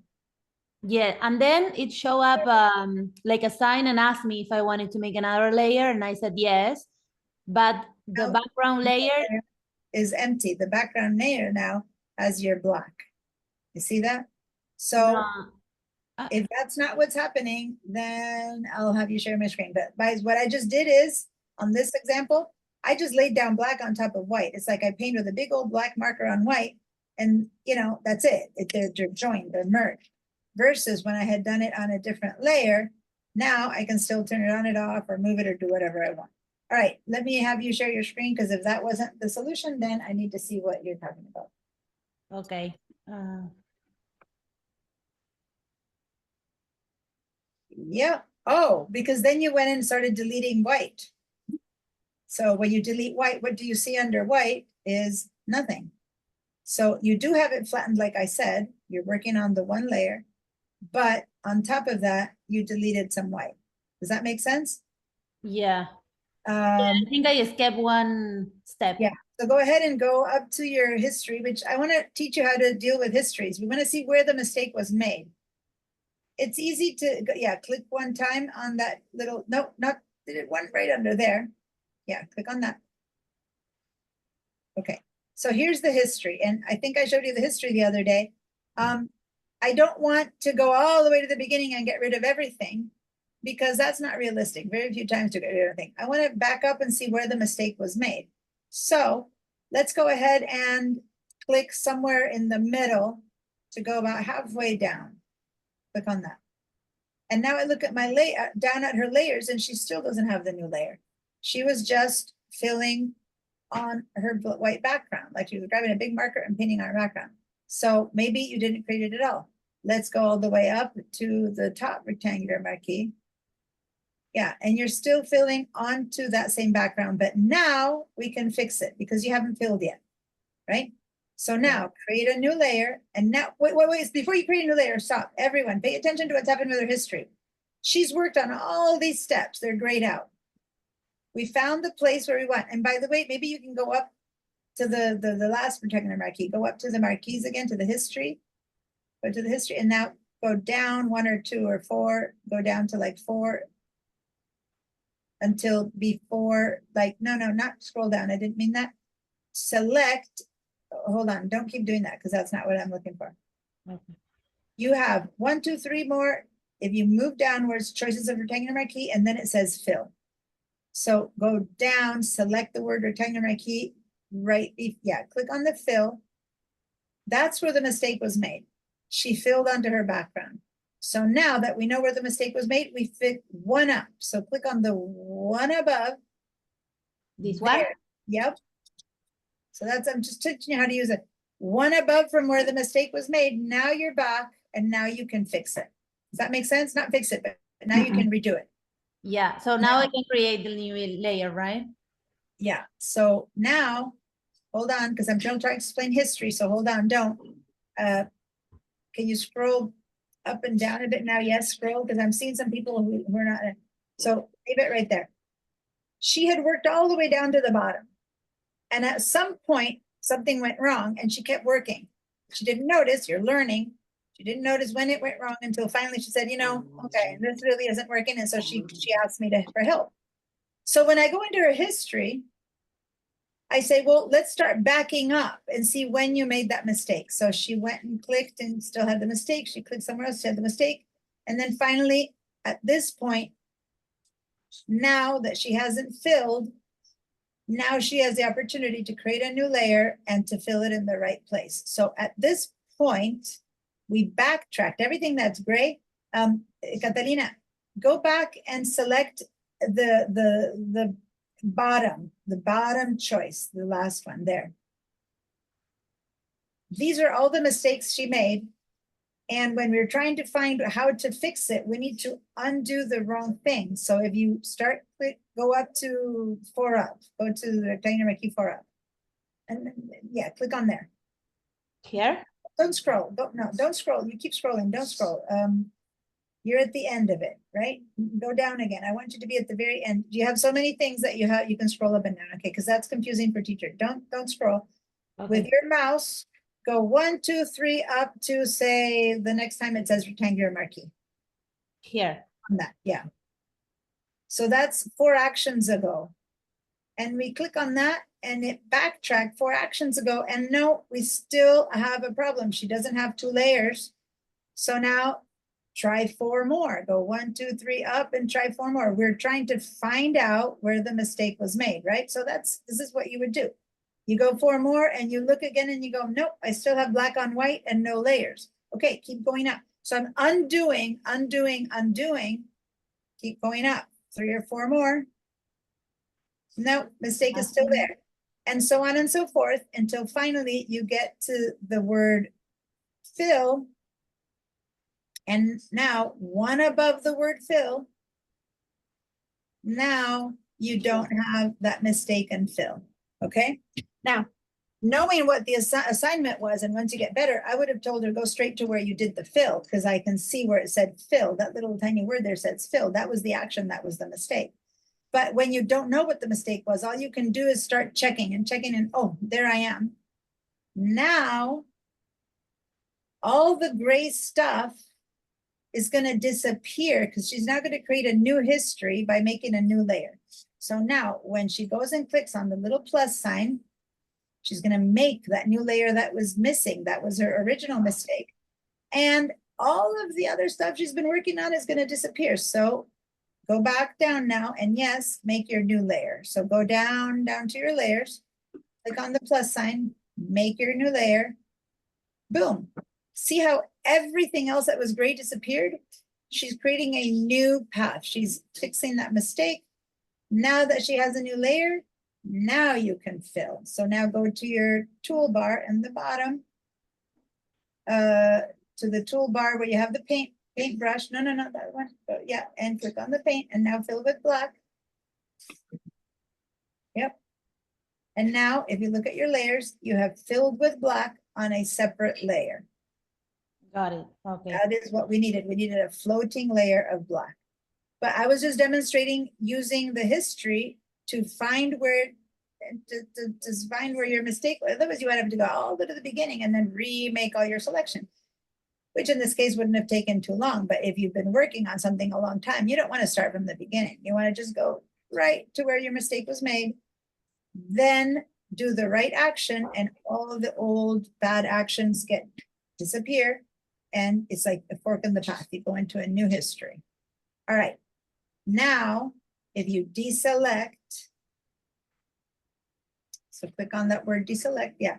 Now go ahead and select a part that you want to delete. And you say that that's what you want to delete. If you now hit the delete key, you're deleting pixels from the layer 1, and what you're seeing underneath is the background. If you turn Got off if you turn off the eyeball on the background, you will see nothing. You will see transparency Yeah. because you are just deleting black pixels. Okay. All right. Okay. And Good. how this works when you are editing a photo or a Yeah, picture? Yeah, don't worry. We're about to get to that. Okay, okay. First, teaching you the tools of selecting, deselecting, adding to a selection, deleting from a selection. Once all of that is clear, then we're going to see, well, how do we apply this to a photo? But until I know teach you how to do it, you wouldn't. So relax on that part of the question. All right. Nick. If you want to go back, but you also don't want to lose what you've done, should you save a new file, or is there any way to preserve that? If you did something that's tremendously important and you don't want to lose it, but you need to go back, then that means that you also like what you did, right? So it's like you want to keep both versions. Then yeah, you would have to do a save as, keep the version as to where you did it, and then keep going from there. But you can't, in this case, go back in the history without deleting what you did. So yeah, if you love what you did, but there's such a big gaffe that you need to undo it, then you probably don't want to be at the front, because the big gaffe is so big that you probably don't want the mistake. But if perchance you did go down one road and like it, but now you want to go down a different road, not because of a mistake, but now you want to see, well, what if I do this? Then yeah, right now at this point, one option is to create a new file, or another option is to collect all those layers into a folder, separate them, not touch them anymore, and then create a new folder and begin a new set of layers. That's more complicated. You need to be comfy, but you can do that. Yeah. All right. I don't see any more hands up. I thought there was one more hand up, but maybe your question got answered already and that's why you lowered it. If you truly have no more questions, I will now share my screen so that we can keep figuring out, well, what in the world is she teaching this for? Ha, I will get there. And I'm aware that it's time for break, so I'm going to go through this this little bit and then we're going to continue. I want you to do this exact same thing for a second on with the elliptical marquee tool. So click and hold on the black one, go down to the elliptical marquee tool. And now we're going to add to this. We're going to add some black to this shape. We're still working on layer 1. Make sure that you're not selecting the background, that you're on layer 1. That's important. Now I'm going to click and drag and make a circle. But I want to make another one, and the same exact tools I've used before. I'm going to hold the shift key and add to that circle. And now I'm going to make a shift key and I'm going to add to that circle and to that. And maybe I'm going to make a little circle over here and not an oval, not a circle.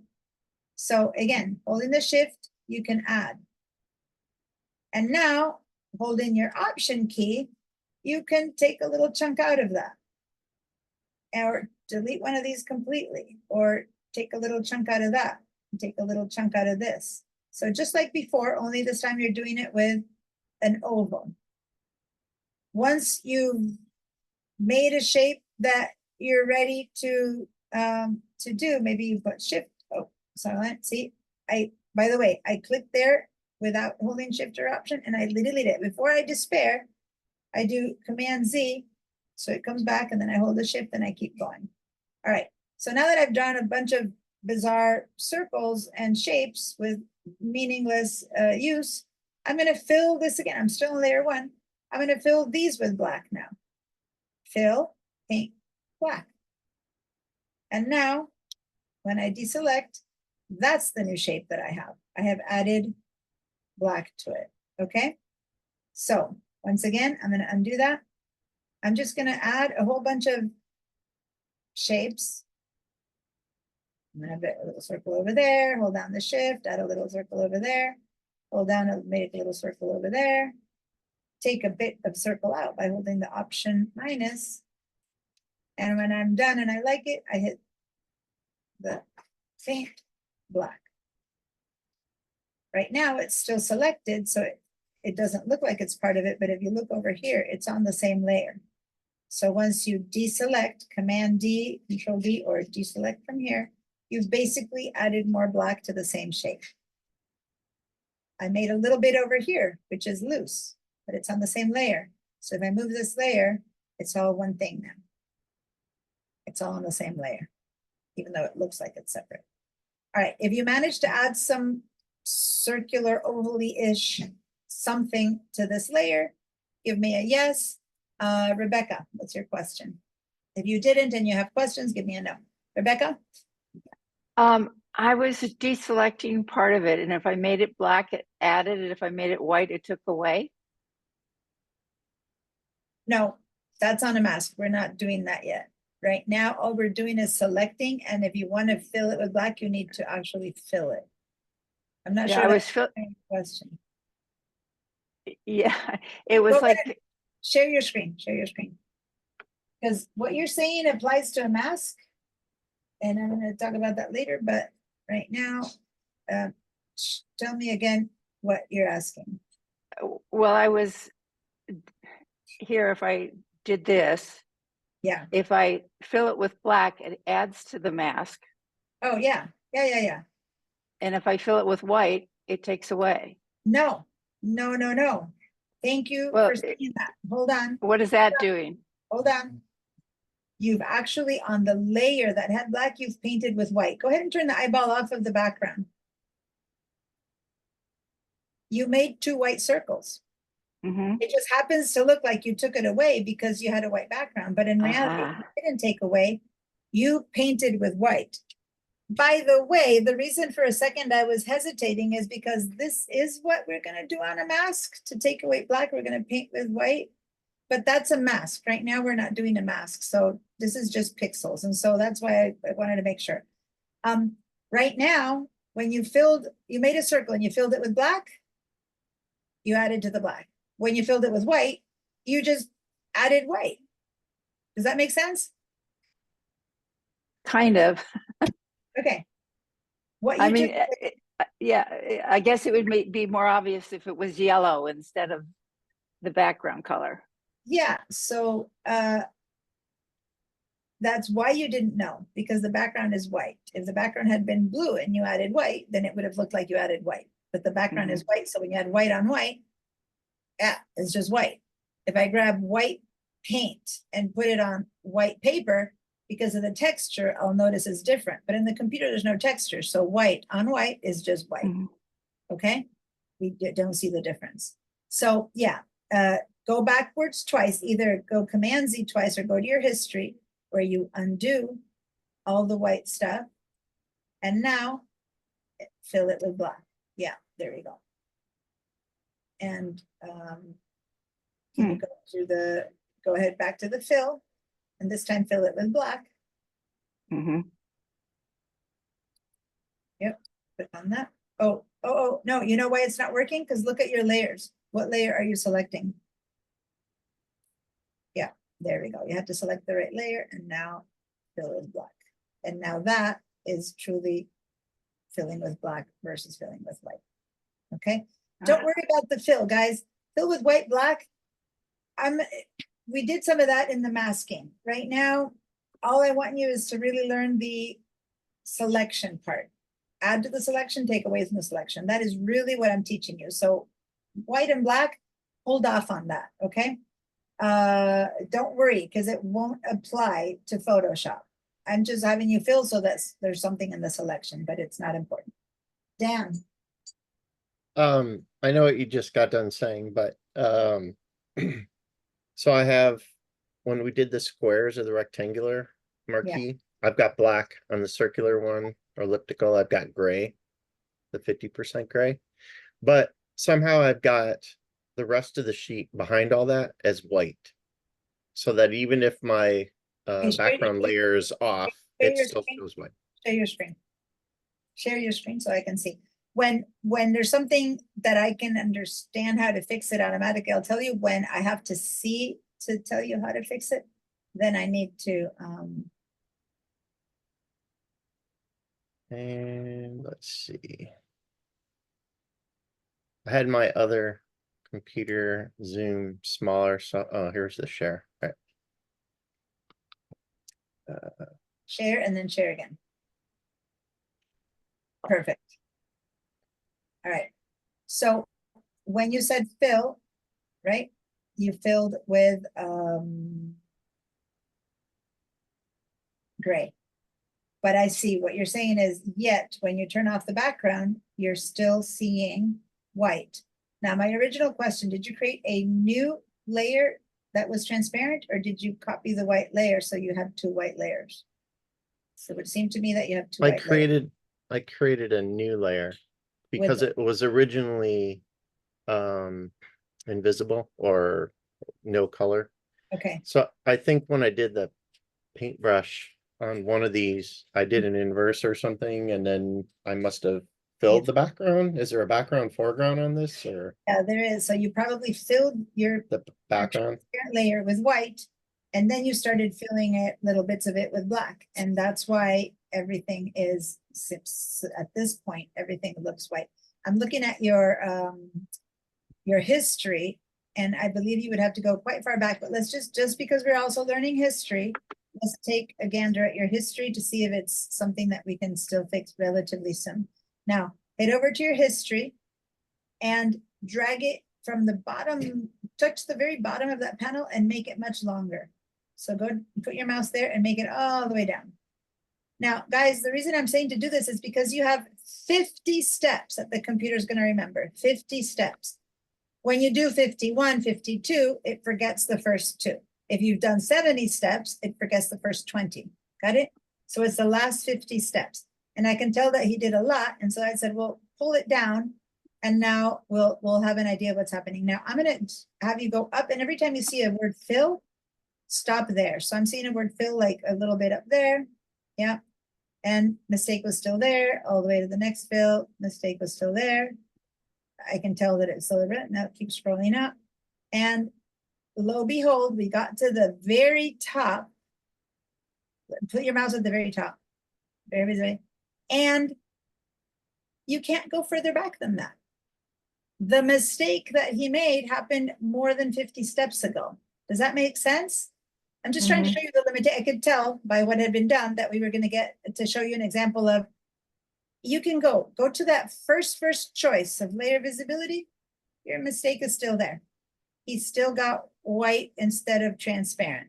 So now, at this point, it's too late. Now you need to fix. Before you could have undone, now you need to fix. Does that make sense, you guys? If you go beyond the 50, so normally, if something goes wrong, when you start to know more, you'll be alerted to that sooner than 50 steps. But some steps are like so easy. One little tiny drag of your selection, that's a step, that's a step. So 50 goes pretty fast. So be aware that there's a limitation to fixing things with history if your mistake was long enough ago that it's gone beyond 50. So now, in order to fix this, we can either start from the beginning, or I'm going to give you a plan B, or you can delete the white stuff from this layer. I'm going to tell you how to do this just to fix it right now, but I don't want anyone to want any more questions about this because this does not apply to Photoshop at all. So right now, you're selecting your layer 1. If you notice your selection right now is on the white because you also have white selected outdoors. So now hit your delete key. You're going to get rid of that white. Hit your delete key right now. Good. Now you can turn on your bottom light. See, you're down to just 2. Now go to your bottom background, turn it on and off, and you can see white or not see white. So I fixed your problem, but it's not applying to Photoshop right now.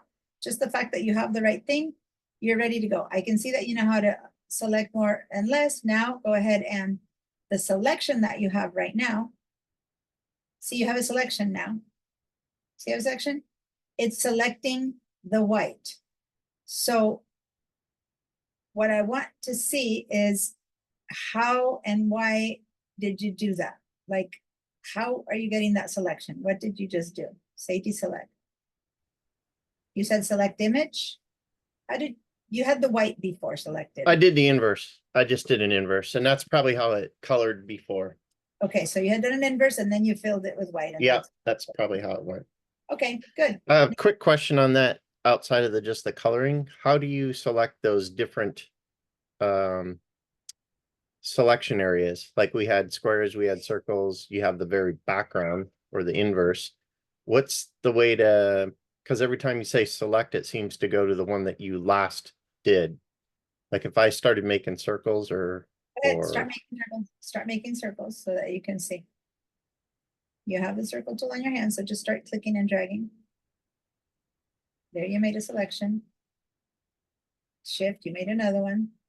Okay, so if you get rid of it, now you paint with gray. There you go. So when Rebecca painted it with white, you just didn't see it. It looked like it had been deleted because it was on white, but you painted it with gray. So instead of joining the black, it just goes gray. Then how do you select, if you say deselect, how do you select the black then from the gray? Because if I just go back in and say select, it'll. Stop. You don't. Oh. Because you put it on the same layer. So if you truly wanted now the grays to be able to move on their own separate from the black, you need to have made another layer, and that's where you put the gray, and then the gray is floating above the black. Okay. Okay. Thank you. Since all of this is much more about illustration than about Photoshop, I'm going to stop it right there. But that question, which was important because I need to give you guys a break. I need to respect everyone's things. If I would want to make a circle, right, and fill it like he did with gray, but I don't want it to be stuck to this, right, which it is right now, then I shouldn't have made it on top of the black because I'm painting with black paint on top of white paint, and thus it's gone. What I should have done is make a new layer, right? That one I would fill with gray. And now these are two separate things. So I can move the gray or I can move the black. But if you put gray on top of black, which is kind of what had happened before, so I'm going to undo until that happens again. There we go. If I fill this here with gray,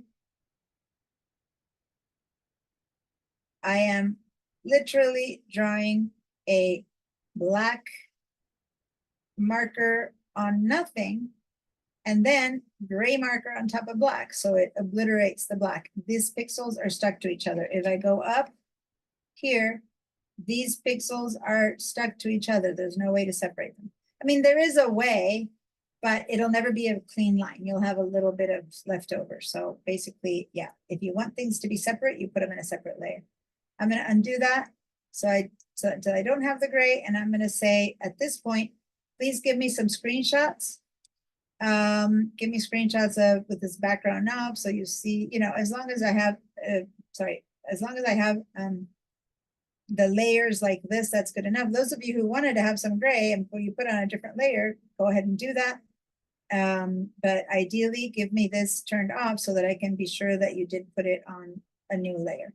And you might want to double click on layer one and call this one black, you know, or something like that. If you want to be clear that this is a separate layer.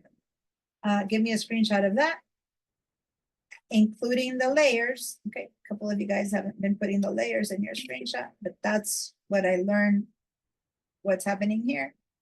And then I'm going to give you again the link to the. Is it Shift Command 4? I'm not getting a screenshot. Yeah, Shift Command 4 for the Mac. Windows icon, Shift S for the PC. And the Padlet link, I just put it on again. And go ahead and give me a post of what we did. And basically, all I want you to do right now is to write the word to be selection tools, to add to the selection, hold the shift, to take away from the selection, hold the option or alt. That's really the key thing that we learned, because that is going to be repeated again and again and again in many, many situations and many tools. Shift adds, Option takes away. So if you get that in your brain, that's really the most important thing. Shift adds, Option takes away, and that'll repeat itself in many tools. When you want to add something of whatever tool you're using, you shift. When you want to take away of something, you hit Option. Okay. So I'm looking at the time. It's 3:06. Let's take let's imagine it was 3:05, and then 3:25 would be 15 minutes. So we're going to take a 14-minute break. So be back by 3:25 p.m. Okay. See you guys in 14.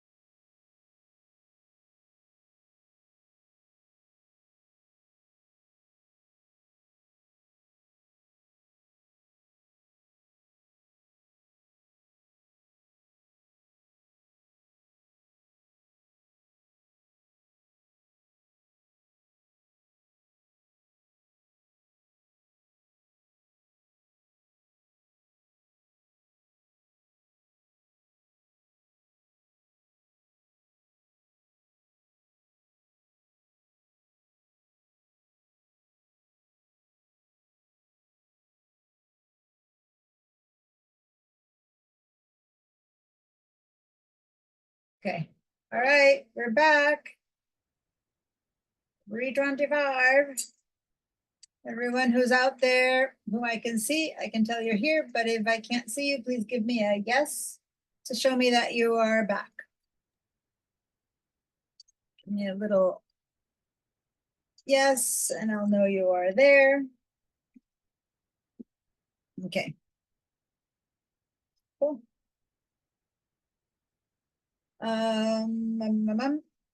Let's see. How's it going? Was everyone able to post well?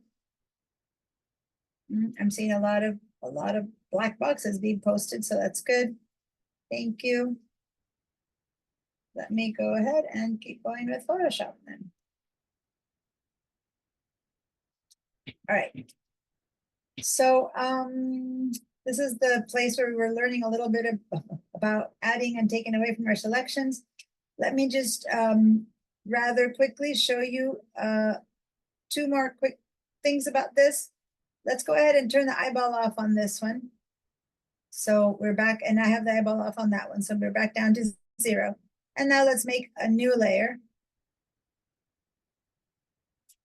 And I just wanted to show you really quickly a couple of the other hand-drawn selections, because there's others too. But you go under those 2, there's this thing called the lasso tool. I'm gonna click on that one. And just to show you, the lasso tool is the same thing, only you need to draw it and get it to close. Actually, I'm gonna turn the white out again so you can see it better. You need to draw whatever you want and you get it to close. If you don't close it and you do that, then it kind of closes itself on a straight line. So if you're trying to outline something and you don't want it to just do that, then you need to kind of outline it yourself and close it. Okay? Once you do that, now you'll notice that if you hit Shift, again, you can do exactly the same things as before. You can add or take away. Okay? Add or take away by doing either Shift or Option. Now I'm going to take this chunk away. Now I'm in Option. Now I'm in Option. I'm taking that chunk away. I'm going to separate this piece by taking that middle chunk away. And that middle chunk away. And that thing there.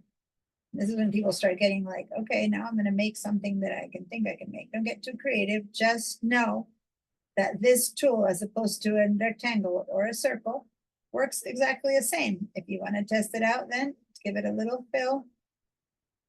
And in fact, this might be a good idea to do a different color so you can really see that it's on a different layer. And now that is hand-drawn tools. I highly recommend if you're going to do this, that you either have a really good mouse or much better yet, have a pen tool, which I can talk about later, which is like a pencil when you draw. But the mouse on a pad is probably the most inaccurate way you could choose to work with a in Photoshop. But if that's what you have, that's fine. That's what you have for now. All right. If that worked, let me hear your answers. Give me a yes. All we're doing is the same exact thing, only with a different tool. We're adding, holding Shift, and we're taking away by holding Option. That's all I want you guys to know how to do. If that worked, then give me a yes. And I'm not seeing yeses anywhere, but I'm not seeing no's. So either you're not answering or you're still trying to get it to work. So let's do that. Oh, and by the way, Nick, I saw your question. And yeah, I'm glad you answered it yourself. But if anyone wants to go into the chat and read Nick's question, it's about how to get the generative fill to stay out of the way. I hesitate to do it on mine because then I forget that it's pinned, and then people, I don't notice that it's happening to people. But basically, if you're tired of this getting in your way, you can click on these 3 little dots and you can pin the bar position so it never moves from there. And now that's it. Like, you have to move it, but other than that, it's pinned. If you take this off, then and you reset, then reset means it goes with you again. Okay, so that's what you would write. Okay, so that's that. And now, last thing, I'm going to turn this off and make one last layer. And this is the last one about selections. There's one other tool here that we're going to need to use today. which is under the lasso tool. There's this thing called the polygonal lasso tool. Polygonal lasso tool. And this one takes a tiny bit more getting accustomed to, but it's, and I see that there's a hand there, Catalina, so give me a second. Let me show this one so people can play around with it. This one is what I call like Spider-Man, because when you click one time and you start moving out, it's like you got a little spider web sticking to you. And then you click again, and then you click again, and then you click again, and then you click again, and it kind of doesn't leave your mouse until you finally touch the beginning. And you see how I get a little circle there? That means I've touched the beginning. Once you close it, then that's your selection. So remember, we're going to have to make a selection to get rid of what's on the iPad, and it's a pretty straight line selection.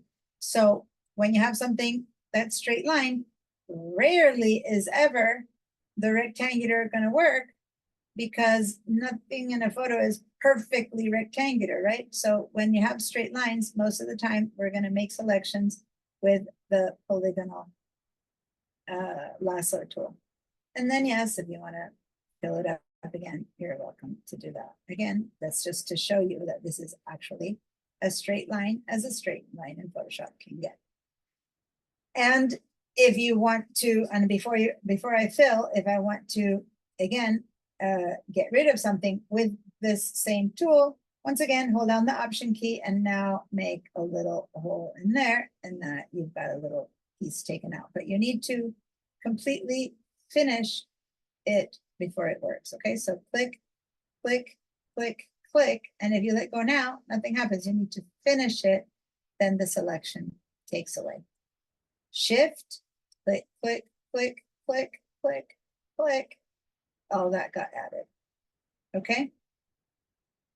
Fill it and deselect. Some of you have a color here. If you don't worry right now. But if you have a color like I have yellow, I could call that my foreground color. Then it fills with that color. I don't want to talk color right now. So if you don't have color, don't worry. Just go with black or gray. All right. Now, Catalina. Oh, Catalina's hand was up, but now I see it's not up. Did you get your? I think I got it. Because I was not seeing the white layer, but I think it was because I have to like mute the back layer. I mean the black layer. Okay. It's possible that what you were drawing was you were showing up underneath or something. That's why I'm kind of turning it up. Because right now I have 3 layers, and yeah, they're one on top of the other. Yeah. All right, so Rebecca. By the way, everyone, please save your files by now. This is an untitled file, save it. And those of you who are just waiting around, go ahead and do some screenshots and of the other 2 tools while I help people. And this file will be selection practice, right? Because you're learning about selections or something like that. All right, yeah. This lasso tool drives me crazy. I know. seem to go all over the place. Do you have a mouse, a touchpad instead of a mouse?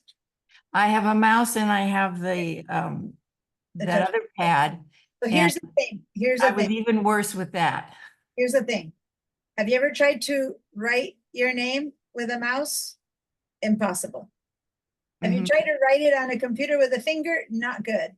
That's as good as your mouse gets when you're trying to do these tools. Not very accurate, okay? So don't worry. As I said, most of the time we're not going to be drawing things, but you're going to see where we're going to use it is more minute. We're going to zoom into stuff, and we're going to have to make like a little selection like that. So you'll be able to do that with this, right? You're going to take one little thing out of the selection. You're going to add something to selection. That's really where the lasso tool comes into hand. The lasso is okay. It's that polygonal, the spider web one. Yeah, and the spider web one is just click and hold and click, click, click. Can you do that? And you can't get rid of it. You can't get rid of it unless A, you hit the escape key and you lose it all. But if you've been surrounding something really carefully, you don't want to lose it. You need to touch with the tool the beginning point. And when you see that little circle appear, that's you've reached it. Then you click and it appears. And no, I was missing the extra clicks. Yeah, so you click, click, click, click, click, and then Ah, in it, and you get your selection. Okay, cool. and how do you get out of it? If you're in the middle of doing it and you don't want to finish it, you can hit the escape key. But you have to start all over. So if Oh. you're surrounding a whole building and then suddenly you're at the very end and you don't want something, you could do one Command Z. Once it's finished, you can Command Z, but right now you can't undo that thing that you just made. You have to basically start all over again. So yeah, be careful when you set it down. All right. If this is, oh, I never saved it because I was sharing with people. So let me do a selection practice. And I'm going to put it in the as files. Okay. So now you have an idea of how the selection tools work. There's some automatic selection tools that we'll learn at some other point, but right now I want us to head back to the good old iPad.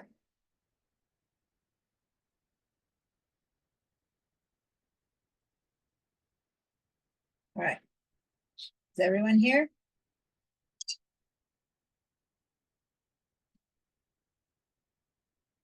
They're all feedback. Okay. So now, just watch for a minute. Just going to do this. I'm going to make a selection of nothing. Nothing. I'm just going to make a selection of this area. That's all. Boom. That's nothing there. Just to show you something. And it's dark, so it's good to show you that. Now, what I just did is select the stuff that I don't want anymore. I'm going to watch where my mouse is going. Don't do this yet until I'm done. Please watch. There's this icon right there, which is, remember last time we used adjustment layer mask, it's the circle. The square one, the one looks like the Japanese flag. If I click one time, now I've made a mask where the only thing that remains is that which I have selected. Everything else has disappeared. Okay, so I'm gonna do it. I'm gonna show you the difference between what we did the other day, where we made a selection, and I'm gonna just abruptly select this, and we did an adjustment layer, right? And I think we did a levels tool where we made our stuff much whiter, much darker, okay? But an adjustment layer appeared above, and it's an adjustment. I didn't disappear, well, I went so light that we kind of disappeared the trees, but we didn't disappear the trees, we're just moving above, okay?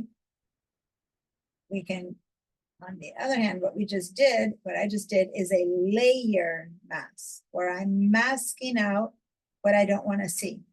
And I am leaving in what I do want to see. So now I want everyone to do that.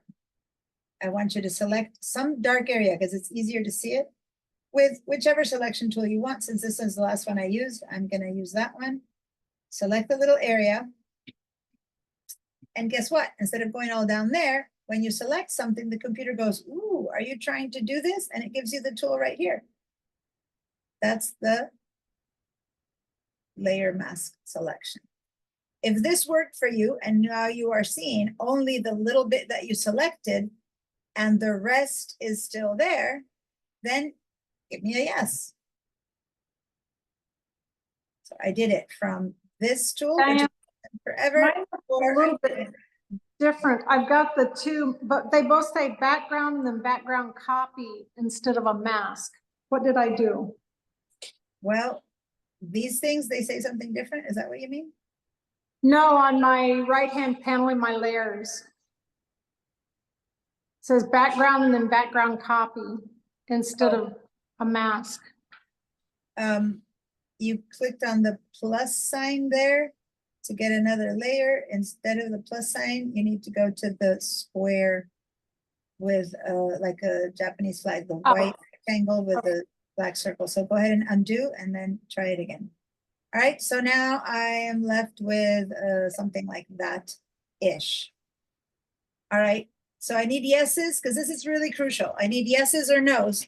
Did this work or do you have questions? Yeses or nos? Yeses and nos. Okay, Rebecca, how can I help? What's happening? I've reversed it. It's like I cut it out.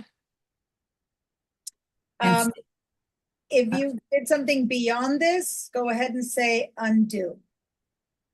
Before I fix it, go ahead and undo. okay, And you're now back to I've got zero. the cutout, and what do I do That's there? it. If you have this, that's what I need you to do. That's it.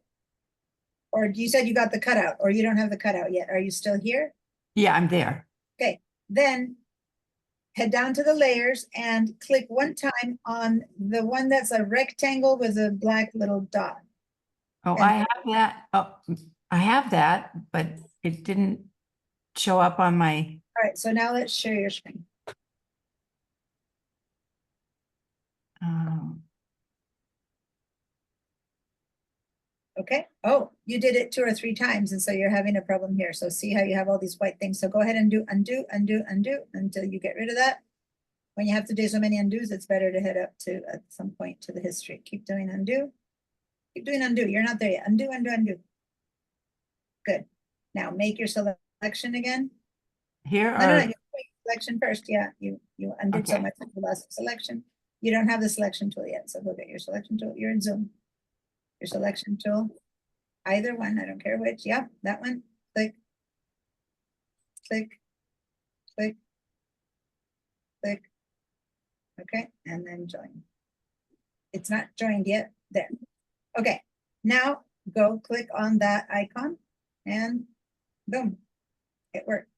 Okay. So you had selected a different type of thing and there you go. Now it's working. That's as far as I want you to do right now.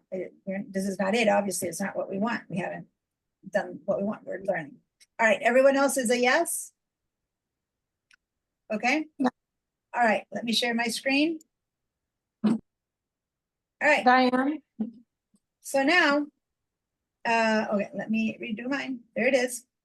Now, what if I wanted it to be the other way around? Instead of keeping only the little bit I selected, what if I wanted to actually keep the rest of it? So the easiest way to do that always is to select the easiest thing to select and then invert your mask. So now what we're gonna do, so if everyone is still here, waiting for me here, Command or Control I. We have inverted our mask. And now what was white is black, what's white is black. So now basically the piece we selected disappeared and the rest is there. So Command I, black, big black and a little bit of white, Command I or Control I, lots of white and a little bit of black. Okay, we're inverting our mask. Before Dan, you were inverting your selection. This is just inverting the mask. We don't have a selection anymore, we have a mask. Is that working? Odessa, I see you need a hand. What's up? I can't hear you yet. for some reason, it's not working for me. I'm doing something wrong. I realized that. So I went back to, I deleted, and I have my little origami tool on, correct? I've created the plus. Oh no, I don't want to create the plus sign for the layer. So let me undo a few more times there. So you're here? Yes.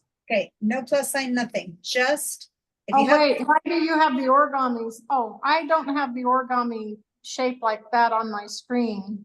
okay, so then make it. Just use one of the selection tools. It can be the lasso tool. It can be anything. You can make a circle. Right now, I don't care which tool you use. I happen to have the last tool I used was that one, so that's why I went to that one. But Okay. anything you have, click, click, click, click, make a Got selection. it? Now, if you have this toolbar near you, it's the rectangle with the circle. If not, go find Oh, it. I was doing that first. Okay, I got it. Thank you. Okay, and now Command or Control I inverses my selection. Inverses my selection. So now that that is working, right? If it is working for you, and I need a yes, is it working for everyone? Then I want you to, Diana, I couldn't, the layer mask, I couldn't get it to invert. I was pressing, I'm on a Okay. Mac. I was Yeah. pressing So it- Control and I. okay, it's and- possible that you clicked away from it or something, you did something. Command. Select again your Oh, it's white. Command and I, because I heard Control. So it's Mac Command. is Command I and PC is Control I. But look at this. What I'm saying is, could another thing could have been that you Oh, that, left I've got it now. Thank you. for everyone. Go ahead and click away on this area to leave that selection.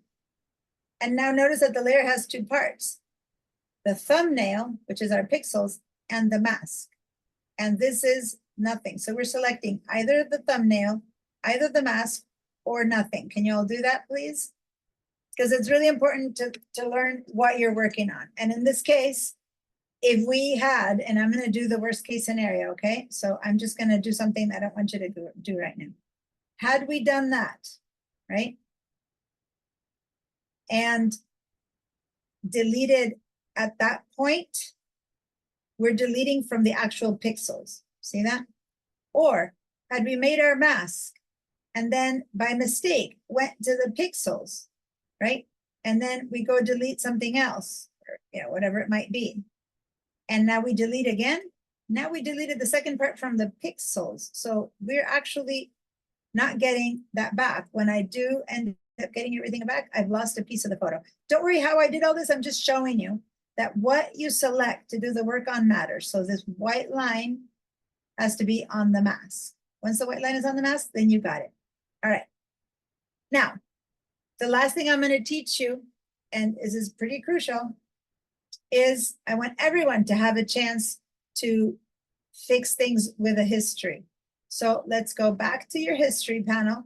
I've been doing it so many times, I have a long history because I demo it. You might have only a few things, but I want you to go back, not to the very beginning, because that's easy. And most of the times, as you saw, there's no need to go all the way back to the beginning. Most of the times you want to go, like if you have a very tiny window, put your mouse up here and expand it. That way it just remains expanded forever. And now start slowly going upwards and go, is it fixed over there? No. Is it fixed over there? No. Is it fixed over there? No. Just to see what the process is until you get this one again, the first one that we did. Okay, because I had you guys invert a bunch of times. So look at how many times you inverted, if you did invert a bunch of times, which is what I'm hoping you did. Look at how many times we did different things. And so you have to find the spot. This was still not good. This is the first time that I get back what I want. That's where I live. And now we close the history and we're back here. Does that make sense what I'm asking you to do? I'm asking you to learn to use your history to get to a particular spot. All right.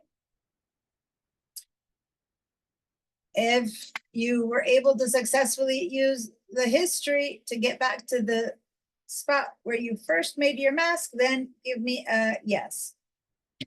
This is very important to learn to use your history. And so I demoed it a few times, but now I want everyone to use it on their own. And if the history was like, don't know what I'm doing, then, by the way, Elsa, I know you joined us later and I haven't like one-on-one caught up with you, but if you're okay, let me know. If you're completely not there, let me know. You can stay a little bit far at the end and I can help you after class, okay? Thanks. All right, so looks like most of you did use your history. Okay, good. Now, against all odds, let's go back to our history and start from the very beginning, because now we're going to do the right mask. And to start from the very beginning, all you do is click on the very top choice, start from the beginning, and now we're going to actually get rid of this white area of this iPad. I'm going to zoom in because we want to be able to put another picture behind it. So this is truly what we were heading towards, okay? Now, the reason I kept this tool on is because this is straight lines, all right? So what I'm going to do now is I'm going to start from one of these corners, click, and then click again. And is a finger straight? No. So for now, let's ignore the finger until you learn a bit more. We're going to click again, click again. And when you get back here, wait until you see the little circle, because now that you have something there, it's hard to see that line. Where did it start? But if you know, you wait until you see that little circle up here, and that means that you've clicked and you've gotten it. Now, for your first time around, I don't expect this to have landed in the right place. So go ahead and undo and try it again until you feel a bit more sure that you know where you're clicking. Now, given that this is blurry, it's going to be hard to know where to click, right? Because it's not a straight, exact line. So you click into the white, you click on the there, you click on the black. Let me quickly show you something that Saul did. It's his choice. During the break, when everyone is posting other stuff, he already got this done. He put another photo in here. You see that? Oh, Saul, are you gone? No, there you are. So Saul put this photo in there, which is kind of our end goal at some point. But he didn't put that photo in. He did a generative layer. He created something in there. But never mind that. The whole point is that he masked out what we didn't want and put something else in, whether he did it by generating or by putting in a file that you have. His choice was to leave a little bit of white around right there. See that? Which is a choice you can make. That would imply that either the pad has a little bit of white space or that maybe the photo has a white area around it. In this case, the line isn't exact, it's near here to there. So you can choose to not have any white and go straight onto the black. Those are choices you can make. I would have preferred maybe to have it look more like this on all sides than white, but this is the moment you can work on that by doing this again and again, a few times, and then we'll show you how to fix it later. So anyway, now for real, I'm going to do it, and I'm actually going to zoom in a little bit. And let me show you what I'm going to do to really get there. I've zoomed in. I click exactly where I want it. Then I click right there, which is I don't want too much white, but I don't want all the green gone. I'm going to try to click kind of in the greenish area, and then I'll decide if I don't like it. But now I don't see the other stuff, but see when I move my mouse down, it's kind of going there, or I can hold my space bar and move myself down. And then when I get here, this is for people who are a bit more advanced with it. You can zoom in and then you have more control of where you put the next one.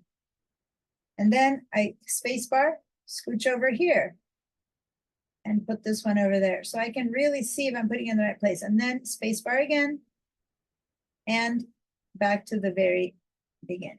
And there's my selection, which hopefully is a bit more accurate than if I had done it from afar. It's okay. I don't need an accurate mask. Right now, I'm teaching you about the concept of mask, and if the mask is good or bad, you get many more chances to try to do this again. Right now, I want some kind of a selection that follows about the path of this thing. And we're going to, for now, ignore the finger. I'm going to show you what we're going to do about the finger. Once you have that selected, I'm going to, again, create that layer mask.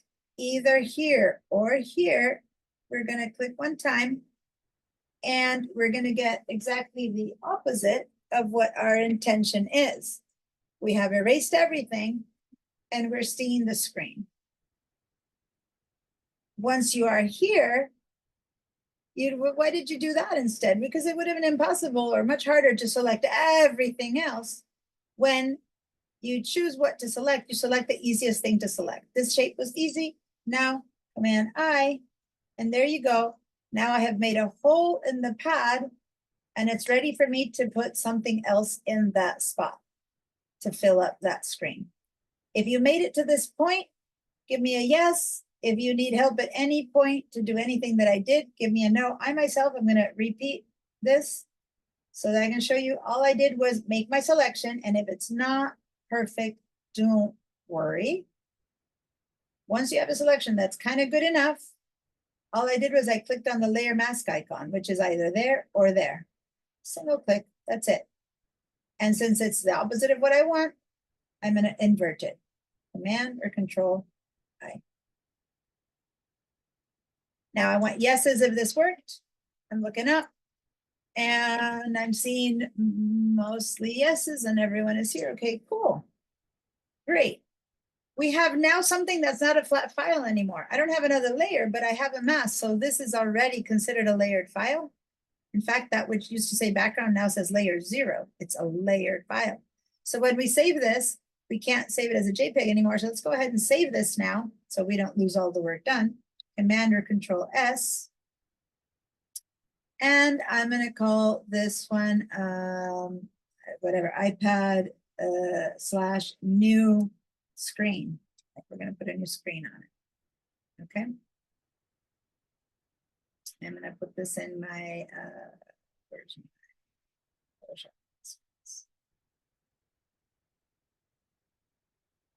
All right. So right now the finger's missing, but we kind of have a space around the finger. Okay, and everyone said yes. You saved your file. Go ahead and give me a screenshot of this. Before it's filled with other stuff, before it's perfect, I want to see this. So give me a little screenshot of this layer with your missing screen filler. All right, I'm looking at the time. Okay. Let's first bring something in here to fill it so you can see what it's going to look like, and then we'll fix the finger. And then we'll learn to fix masks. But right now, if the mask is not perfect, live with it. Trust me, I'll show you why. Let's go to Bridge. And let's go ahead and put, I guess we can use any of them, a flower. Let's all choose the same one. That way, if we get into trouble, it's easier this way. Let's all choose the same one. And the vertical one would be this flower or this bridge, the bridge that we used before. I don't care which. Let's go with the flower. The flower is not the right proportion. It's not all going to fit. So, you know, but anyway, you can do that. Don't choose anything that's DNG or whatever. Make sure it says JPEG. I had to go for this flower just because I haven't used it yet for no other reason. Okay. So we're going to be looking at this flower inside of that screen. Okay. So there's bazillions of ways of how to bring this into there. I'm going to go for the easiest one right now, which is copy paste. Okay. So we're going to do a select all because I want the entire image, not just the flower, because this is on a screen. So I need to see everything. So select all. You can do Command A or Control A. That's a select all. Otherwise, you go up to the word select and choose select all. And by the time you're done, you should have white marching ants, active selection lines around the entire edge of the image. Now we're going to copy. For people who like shortcuts, Command C or Control C is a copy. If you don't like that, go all the way up to edit and say copy, which there you go. The shortcut Command C because I'm in a Mac. Okay, copy that way. Now, we're going to go back to the new screen. And we're going to paste, which is Command V. V for van, base, or edit, paste. Okay, so paste. Are you sure you want to convert these colors? Ignore that. For now, we don't even want to get into that. Say, yeah. Okay.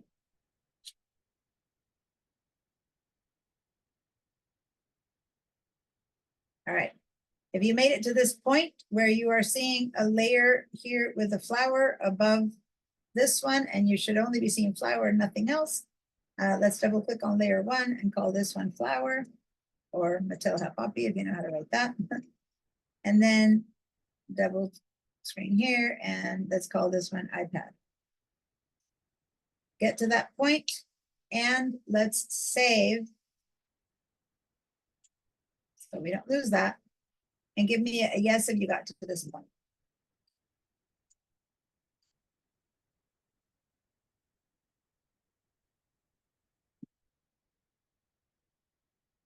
Okay.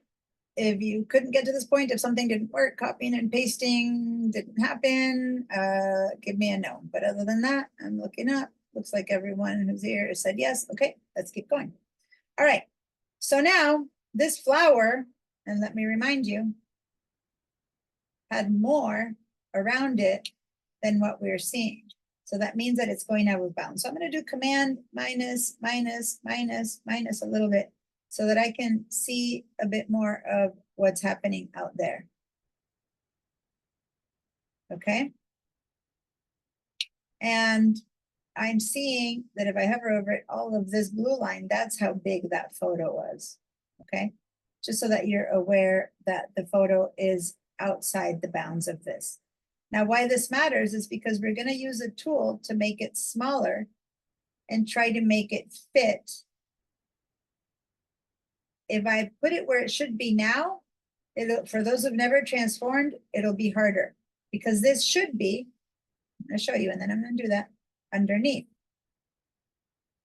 If it's underneath, there it is. The flower is showing through.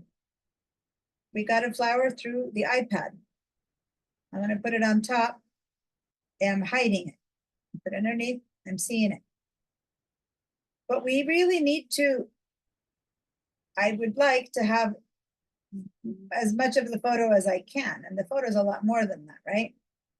So I want us to resize this layer, the layer called flower.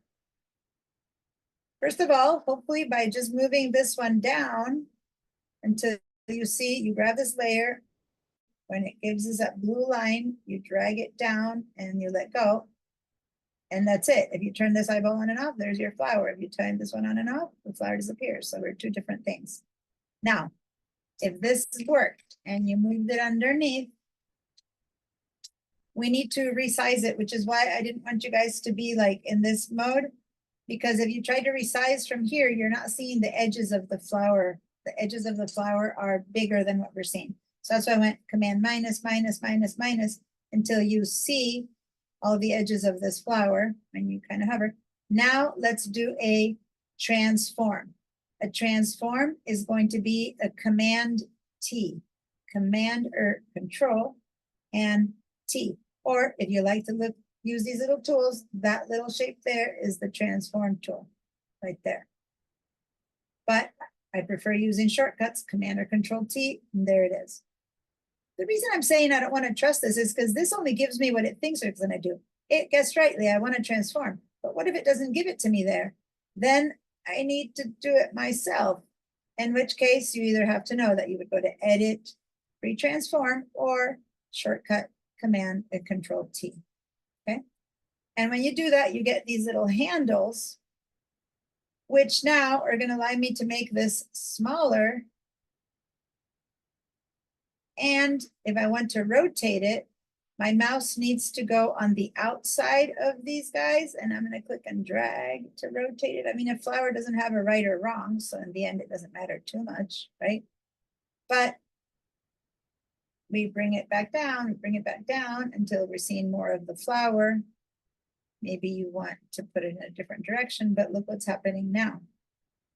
I'm moving it out. And I'm leaving some transparency there. See that? I'm doing it more obvious.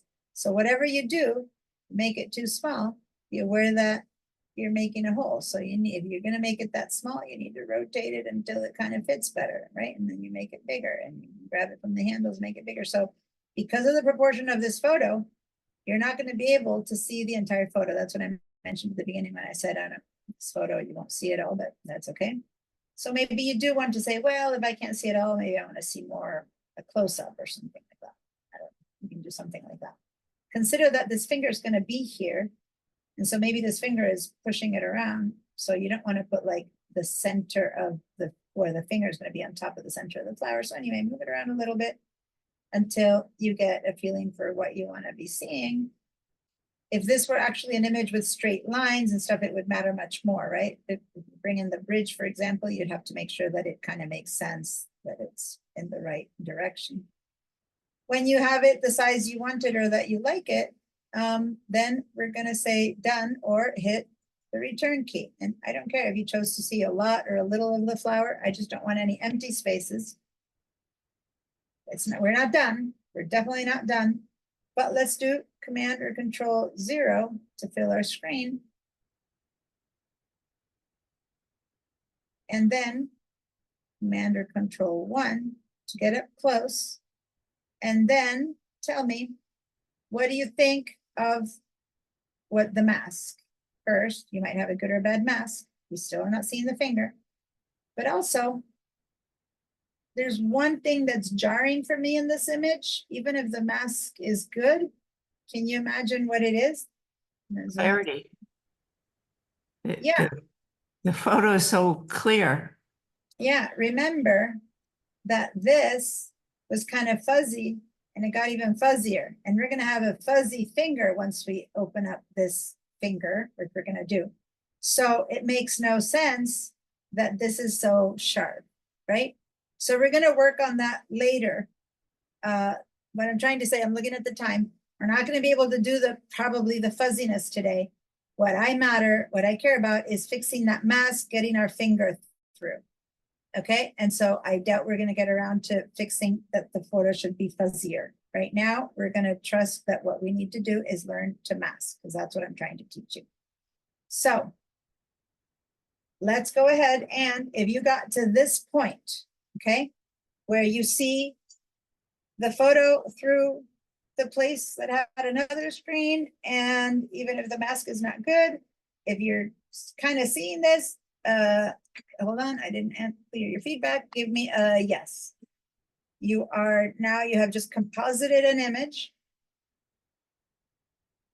And the thing about composites is that it's really hard to make them look real for many reasons. One of them being lighting, colors, blur, shadows. There's so much things that matters. In this case, since this photo doesn't really need to look like there's a flower in the room, rather it's on a screen, we don't care if the lighting's or not changes because the screen is bright, but definitely the blur is going to be an issue. Okay, so questions, Dan. It's okay. I'm not where you're at because I messed around trying to do the finger and I kind of wasn't clear on how to bring the image in. So okay. So we're gonna get to the finger now, but right now all you need to do is go and do a Command A or Control A to select this whole image. And then do a copy, Command or Control C. And then go back here and Command or Control V to paste it in. That's it. And when it pastes in, it's gonna be on top, but it's gonna be huge. Right, I'm gonna undo. So I did the A. You just opened the image from Bridge, right? Yeah. And then I did a Control Control A, Control C, and then I came back into this file, now the one we're working on, and I was going to do a Control V. Yep, you paste it But in. it says, "Are you sure you want to convert colors to a destination document with a color profile?" Yeah. Yeah. Let it go. We don't care about that issue right now. Yeah. So yeah. Okay. All right. So it's there. Then we grabbed it and we put it underneath. And then we did a Controller Command T and we worked it in until it got to about the size or position that we wanted. And this is very random because, it's just a flower. There's buildings or something like that might matter more, but this doesn't matter too much. We put it somewhere that we liked it and hit return, and that's where we are. Okay. I think I can get there. Thanks. Now, what I'm going to do next is have us show that finger. And for those of you who have a mask that you don't think is really good or, realistic, let me have one tiny thing that's going to help us. I'm not going to blur the whole photo, which we need to because everything is blurred, but I want to blur the edges of my mask because that is absolutely unrealistic. And that might help some of you for whom the mask isn't in the exactly right spot. So just a quick edging, blur, masking of the edge. I'm going to go and select my mask. This is the mask. Okay. The mask is always that thing that's white or black. So not there, not there, not there, there. White lines around my white. And I'm just gonna feather the edges. And feathering the edges when it's a mask is relatively simple. Just watch. If you've never done this, I don't think I've done this in the past. This tool up there that I look above my mask is a tool that pops up telling me that I can play around with my mask. And now I'm gonna grab this. and I'm gonna exaggerate, I'm gonna feather it. So I'm softening the edges of my mask. Let me just go out so you can see what's happening. I'm making the mask be fuzzy, which I certainly don't want it too fuzzy. I just want it to be a little bit fuzzy. I don't want it to be totally sharp. So I'm just gonna soften it a little bit, just a little, so that when I zoom in and go to look at it, instead of being a tack sharp line, see that? I have softened the edges of the mask so it kind of matches, right? So depending on your mask, if it's totally sharp, it looks really fake. If you soften it a little bit, and then depending on your needs, more or less, it kind of blends in, it looks a bit more realistic. That said, our flower still looks very sharp, but that is something we're going to deal with later. So now if I go to Command 1, 100%, the edges already, even if I have not very good edges, if your mask wasn't correct, the edges already look a little bit better. I'm seeing a little bit of white here that shouldn't be, so I might want to fix that later. Maybe it's like, nah, it's actually the edge, looks okay. Maybe here, I think I might want to make it a little bit more accurate, I'm not sure. This green is kind of okay. If I think about how it used to be, that there was that kind of green line, which is part of the image. So I'm thinking that that'll be okay. For now, when you ask me, how did you see or not see the mask? I am running to finish the finger before we get into those details. So we're gonna, don't worry, keep working on mask next week. So if you feathered your edge a little bit, then let's zoom in to that good old finger. Command plus, plus.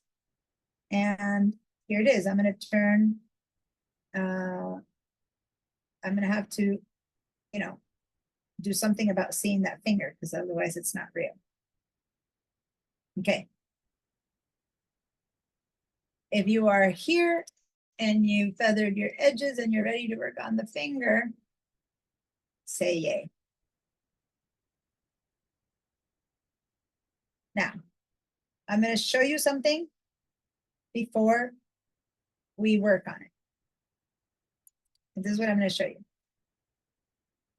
Last week, and where's the stuff we did last week? No, here we go. We did stuff like that. In our mask, we painted with a brush, white or black, where we wanted stuff. And we did it rather quickly. So some of you might not remember. But we went in here and you couldn't see where it was. If you saw it, it looked like that, but most of us didn't see it, right? So we left lighter and darker the parts that we wanted, black or white, if we wanted to see it or not see it. So we know, if you don't remember, we painted in our mask, we painted white or black. All right, so that's what we're gonna do now. But instead of affecting the color, we're going to have it be seen or not seen, okay? So I'm gonna go ahead and choose a brush, and the best brush to choose, the best way to choose a brush, since there's so many brushes, and every time I say this, someone gets the wrong brush, tap the letter B on your keyboard. That way, that's the right brush, because there's many things that look like brushes, and I can tell you the many times that people try to make it work and it doesn't work, and they got the wrong brush. The letter B on your keyboard gives you the correct brush. All right, now wait for just a second, wait, because I want to talk to you about this. The brush, we're going to talk about if we want it hard or soft or whatever we want. Right now, all I care about is the color of paint. Let's look at my mask, because you need to think this one through. If I want to see the finger, what color on my mask is the stuff that I actually see? Is it black or white? I'm seeing the hand. If I look at my mask, it's white. And this part that I'm not seeing is black. So since I want to see my finger, I need to put white ink over there. And remember, don't touch in here, because if you touch in here, you'll get this, say cancel. What you need to do is go flip or flip. If you have black on top, you're gonna flip. And the shortcut to flip was the X key, X, X, X, X. So I'm gonna flip around either with my finger on that little like double click there, or with my X until I get white paint. With whatever brush you have right now, whatever brush you have, I'm gonna go to this part because it's very clear. See how I'm making kind of like a hole in the mask? And if I look over here, I painted a little real white. Now with that brush, when I start painting here where I see my finger is coming through, but I'm doing a bad job of it and I'm letting a lot of others go through. But see how I'm seeing my finger now? Because I've cut a little hole in the mask. And if you guys remember how to see the mask, it was click, alt, click. That's what I just did, which is a very bad shape of a finger, but it's to show you that I'm trying to see the finger. I'm gonna undo that. But now that we have an idea of what our brush looks like, we can go up and see whether this brush that I have is good enough. Some of you guys might have had a huge brush and you did like that and suddenly you're doing too much. Or you have a really soft feather brush, which I think is the last one we used. It was a very feathery brush. It's gonna be very hard to see this finger and make a good edge to it if I have such a soft feathered brush. I'm gonna undo that. So if we want to change the feathering, maybe instead of 0% hardness or 100% hardness, which is who knows wherever you are, we're going over here to the number and we're clicking plus the little arrow, and let's just start because we don't know. We got to start somewhere. Let's start somewhere in the middle. I'm going to go for about 50% hardness. I don't care if it's right or wrong. I'm going to see if that's good enough. We're going to zoom in. And I'm going to use my bracket keys to make it a bit smaller. And now I'm going to drag down in where I imagine the finger to be. And what I'm doing is I'm getting too much, right? But that's okay. I want you all to get to this place. I want you to do your best to uncover the whole finger. And this is so important. If you're not selecting your mask and you were actually selecting your pixels, what you're doing right now is you are painting with white paint on top of your image, okay? You're actually ruining your image. So do not paint ever on your thumbnail.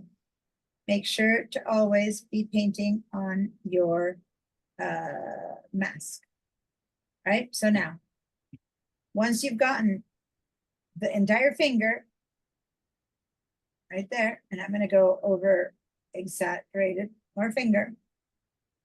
Now I'm going to try to get rid of all this extra stuff. And how would I do that? How do I get rid of the extra stuff? Make it black. Yeah, I'm going to switch to black over there. And now I'm going to paint with black and I hide it again. Now, I didn't mean to hide it all, right? So I paint with white and I show it. And as you begin to get more control, now you can paint with black, make your mouse a little tiny bit smaller, and then begin to, with black, maybe approach your finger more, right? And get rid of these things. You can make this bigger or smaller with your brackets until it fits what you need. You get rid of most of it, of the extra, right? And then you need to get closer to get that right. So you zoom in a bit more, and you make the tool even smaller, and now you begin to get rid of all that little white halo that's surrounding your brush. But since we left the green there, should I get rid of the green and leave only the finger? That's when it begins to become more of a, artistic choice.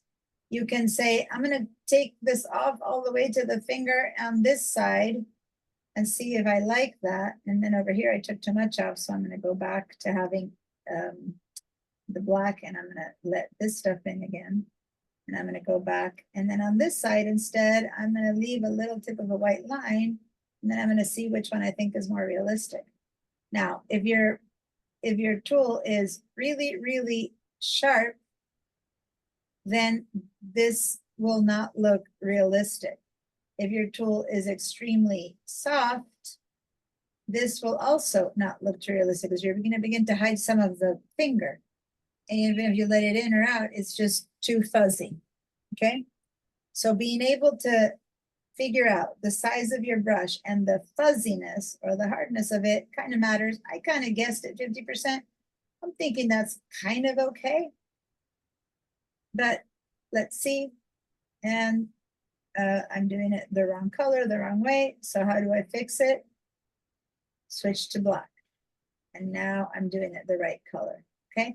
Now I'm going to finish this really, really kind of abruptly and just to do a quick backup because this can take a lot of time of correcting things because I want to help people. So now I'm just getting rid of all the stuff that shouldn't be there for sure. And then I'm letting in, letting in with green the stuff that should have been there. And when I back out, there's my finger. And it's not perfect and I have to fix it, but right now I want to help people get to at least this point. All right.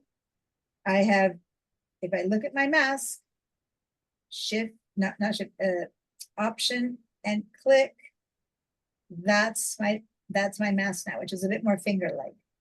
But the time when it's good to check your mask is when you look at it and go, oh, it looks like I left a little bit of weird stuff there. So I can now paint with black over here and make sure I don't have weird stuff hanging out there. And it looks like I left something where it should have been white. I switched to white and I paint in here. So you can fix your mask here if you see that there's a problem. What you can't do is use this to outline the finger because in this case, you're not seeing the finger. So to draw the finger, you truly need to be in this mode. Use this mode only to fix little outline weirdnesses like I just did. But other than that, you need to do it here. Here's where you add, and with the X, take away. All right, I've talked enough. Questions? Catalina. Yeah, so my brush doesn't look like yours. Even if I go to the 100% hardness, it's still super soft. Okay, so the brush at 100% hardness, if you are zoomed in tremendously, like we were to do this, okay, really zoomed in, it kind of still looks soft. Let me just give it a different color. It kind of still looks soft because we're zoomed in so much that we're seeing pixels. So, you know, it's not a very good way to tell. Let me go into the dark area. That looks soft at this distance, but if I go to Command 1, that looks really sharp, right? So if you're zoomed in that much, even the hard brush is too soft versus if I go with 0% hardness, that's the line I'm making. And can you tell the difference right now? Not too much. But when I zoom in, that is much softer than that. The biggest difference in brushes happens when you have a bigger brush. So if I have a really big brush, okay, a soft brush is very soft and a hard brush is very hard. But see, on a soft brush and a big brush, the difference is the same, but it's a big brush. Versus on these tiny little brushes, there's not that much difference because there's no space to create this effect, right? So when you're working with a small brush, even if it's soft or hard, not much difference. But with a big brush, it makes a huge difference, all right? So yeah, great comment and great way to show you the difference is why does softness or hardness matter? When you're so tiny, not that much. But when you're big, very much. Sorry, but yeah, mine looks different talking about transparency, I think. Because even if I go to 100%. Transparency. Do you have pure black here or do you have some kind of gray? Because no, I already checked that. Pure black and pure white. And over here, do you have 100%, 100%, 100% everywhere? That was the mistake. Yeah. Because if you have like 50%, and this is what she's talking about, guys, you're only deleting a little bit and it's transparent. Yeah. Okay. Or if over here you have some gray per chance, then again, you're only deleting about 50%. Okay. So you need to have pure black over here and pure black and white. If I click on this little guy there, that thing right to the left that I haven't told you, you sure that this is pure black and use pure white. And then if any of these numbers are not 0, 100%, then you're also doing a transparency. We'll practice that more next week to understand more of the transparency. Right now, I'm going for I want it or I don't want it, period. So all these nuances are not like it's black or white, yes or no. We're not doing nuanced grays right now because that takes a whole nother conversation. So in a mask where you are seeing a soft brush, what's happening is that you are seeing a gradient from white to black, okay? And this gradient from white to black allows grays to come in, and those grays are transparent, and that's why it's a gentle curve. You're seeing nothing, you're seeing everything, and you're gently seeing less and less. So if your whole brush is at less than full percent opacity, then your brush is gray, then you're seeing, instead of not seeing or seeing, you're just kind of seeing, okay? That's why this, for when you want to truly see it or not see it, it needs to be purely white or purely black, right? I've messed my mask up a lot, but at this point, I can still go to, so if you want to see your mask, remember, option click, the click where? Here on the mask, option click, look at your mask, option click to look at your mask. And all the mess that I've been doing is showing up right there, okay? That kind of semi-transparent kind of stuff that I'm doing is showing up there. I'm gonna go fix it by undoing everything, but I can do undo 2,500 times, or I'm gonna go my history, right? And I'm gonna go up, nope, not fixed yet, up, up, there it's fixed. See how I'm going over here and not fixed, I'm going up, I'm going up, I'm going up. Oh, looks like there. That's when I didn't mess up and the finger looks good. Okay, there you go. That's where I leave it. If I had gone much further, I would be in places where the finger still wasn't good, but that's about good. And then I close it. All right. I want everyone to ask me questions. If you don't have questions, to do a screenshot of wherever you're at. But the most important thing is, let me share this again. I don't need you to do a screenshot of this zoomed out and whatever, so it's really tiny to see. I'd like you to zoom it in, you know, so I can kind of see most of your mask and your layers, and give me a screenshot of that so that next time we meet, I can begin to give you a hand with other ways to fix your mask. And for those of you who the edges weren't perfect, like if your edge was kind of further in than you wanted, right? Or further out than you wanted, right? Because you have a line, then it's going to be hard to fix it with a brush because your hand is going to wobble. So that's when you might want to try again with this and then either put white or black on the edge. So you're welcome to keep trying, keep fixing. You have a whole week to try to get this to the best of your abilities, okay? And it should look good enough except for the fact that this part of the flower should also be blurrier. But other than that, we got a new flower in there. All right, questions? Oh, I'm not seeing any hands. Does that mean that everything is working for everyone? We're working. All right, so I had said oh, she left. I had said to Elsa, you're not there. I said I'd stay behind and help you catch up. But Elsa, So Diane, how do we get rid of the lasso once we're done? The little marching ants? The Command D to deselect. Okay. Is that what you meant when you said the marching ants, or the lasso are two different things? I'm completely done, but I still have marching ants around mine. All right, so then Command or Control D. D like my name, Diana. Got it, thanks. You're welcome. All right, Dan. By the way, it's officially over, so if you need to go, go. But if you have questions, you can hang out, and I'll see you all in a week. All right, Dan? I can go back and look through the recording on some of the stuff about how to fuzz up the edges. Yeah. But I have 3 layers, and two of them are like yours, and then I have another one that's called brightness contrast. And I don't know where it came from, honestly. Seems like you clicked on the adjustment layer mask, which is the circle, instead of the actual mask. And so you ended up with an extra one that, since you haven't modified, it's just sitting there. You can just select it and hit the little trash can that's right next to the plus sign and those, and it'll disappear, but you need to select it.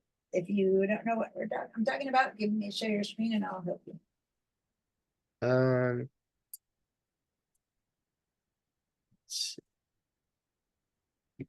Want to share your screen? Oh, there it is. Okay. So right now you have that little brightness contrast in the very bottom. It's completely useless on top of that because it's in the bottom. So just select it. Yeah, there it's selected, and then go down to the far right and yeah, click on the trash can. Do you want to delete it? Yep. Okay, and there you go. But then I'm trying to figure out why I have this border that's Oh, because nothing.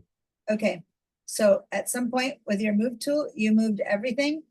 Let me show you. Go and select your both layers, in fact, at this point, because the flower's in the right place. So click shift click, so you select both layers.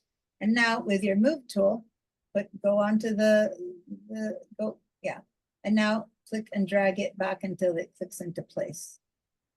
They're both moving. Go ahead and command minus so that we can see. Looks like you might have something else going on. Command minus so that I can see. Okay, so go down, begin to move it down. Just Yeah, with the with it. Oh no, you're doing a space bar. I need you. Yeah, no space bar. I need you to move. So once you select the move tool, don't click on anything else and just click and drag your layer stuff there. There you go. Oh, perfect. You reset it. That's it. Yeah, you had just moved all your stuff out of the canvas and you put it back in. And that's where we stay. The only thing I didn't do the same was, and I'll probably just try and redo it, was I did the finger with an elliptical, I think. Yeah, if you want to zoom in. So I did it all together. It's all in this Go ahead and layer. zoom in. Do what? Zoom in so that we can see the finger in more detail. Command plus until we see your finger. Keep going, keep going. Okay. And now maybe move it up with the space bar, yeah, so we can see it. Click and drag, yeah, a little bit. Okay. So the decision about whether it's good enough or not is personal. But I do see one thing you didn't do, which is to feather your mask a little bit. And you see how there's a sharp edge of the mask going into the top of the finger, like top of the finger. Yeah. And the edge, go with that. Yeah. See how you have a soft finger, and then suddenly you have a sharp finger. So that's where it gives it away. So that's where you want to have your mask be a little bit softer. So go back to the layers and click on the actual mask, not the layer, but the mask, that one, yeah. And then go up above and you'll see a tool that says feather, like a slider, a little bit higher. You were doing something else when I talked about that. So there you go. Move it to the right a ton and it softens it too much, right?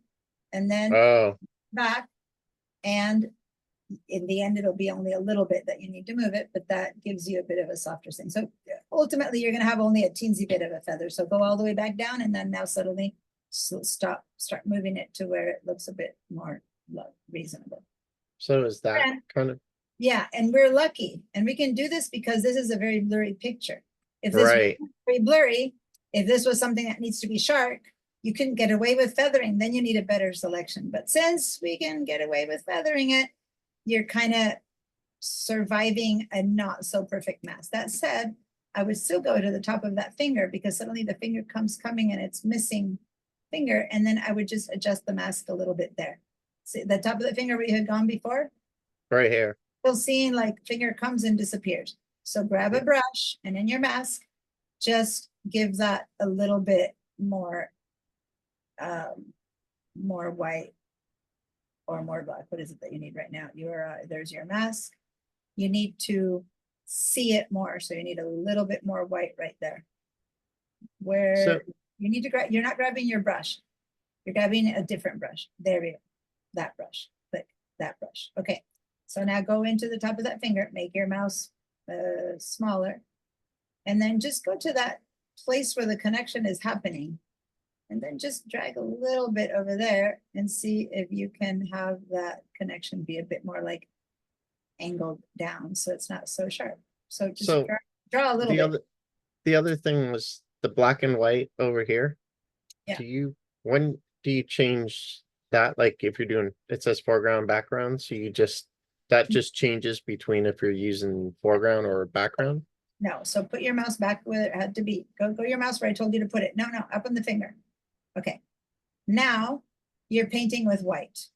If you want to change the color from black to white, tap your X key. Tap there. Now Okay. you're painting Okay. with black. If you want to paint with black, you leave it. If you want to paint with white, you tap your X key again, and that's how you switch. It's the foreground color, the one that comes out on your brush. So if now you put black in there, what you're going to do is you're going to hide finger. If you put white, you're going to show finger. So you switch back and forth until you get the finger looking the way you want. Okay. So now with white, you're showing a bit too much of a halo there. See that?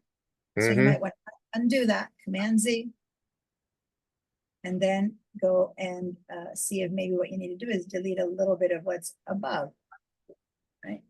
Like let some more finger show through. So maybe try with black. Oh, go back. Don't hit the X key. And now go and just try just a tiny bit with black and see if that helps that corner. And that, I'll know it sounds weird, but that is actually more realistic because that's what the finger has, like a little halo. But go back and do less of it. Okay, so go and Command Z and just try to do just a bit of it. And that's what you're getting some transparency going on too. Hold on, because you're doing a little bit of the effect. You have a bit of what, yeah, you're having a little bit of a transparency effect. Go ahead and, because you have 0% hardness, put your brush in the kind of in the middle. Yeah, for the hardness. Ish, yeah, and then go try that again. Because it was a bit too hard. Just do it a little tiny bit of that. Oh, where are you getting transparency? Okay, I need to, you look at your screen. Your layers. You're not working in your mask. You created another brightness contrast layer, which is a shortcut that you did. And that's why you're lightening things instead of dark. So Okay. now you can do it in the mask again. There we go. I was like, what's happening there? I don't know how I got in that other layer. I don't remember creating Sometimes one. there's shortcuts that you're doing by mistake that is giving you that. So now just do a little tiny line. See, it added it again. Wow. Okay, undo. That's weird. I didn't touch anything other than the brush. Oh, because you have the wrong brush. Yeah, so no, look at, no. Go to the brush that you have and somehow or another, now move up to the control panel. You chose to make a brightness and contrast brush. So it's just the wrong brush. So hold on, no. It's nothing there. Leave that, like move your mouse out so you don't choose one. Yeah. Go back to your brush tool, click and hold. And the top brush tool is what you want. You're choosing the adjustment brush tool. There you go. Now you And that's why I was doing it. yeah, that's what I was like, Because of the brush I chose. yeah, you had the wrong brush tool. All right, so now you can go and you're fine. It's normal, and now you're fine. Now you can just go in there. You'll either get black or white, and that's like as good. Okay. All right. Okay, sounds good. I'll let Thank you. fine tune it yourself. But yeah, there we go. All right. Anyone else? Any other questions? Anything? Nope. All right. I'll see you guys on next Thursday, unless I see you on Friday in Illustrator or on Wednesday in Digital Design Techniques. Bye. Bye.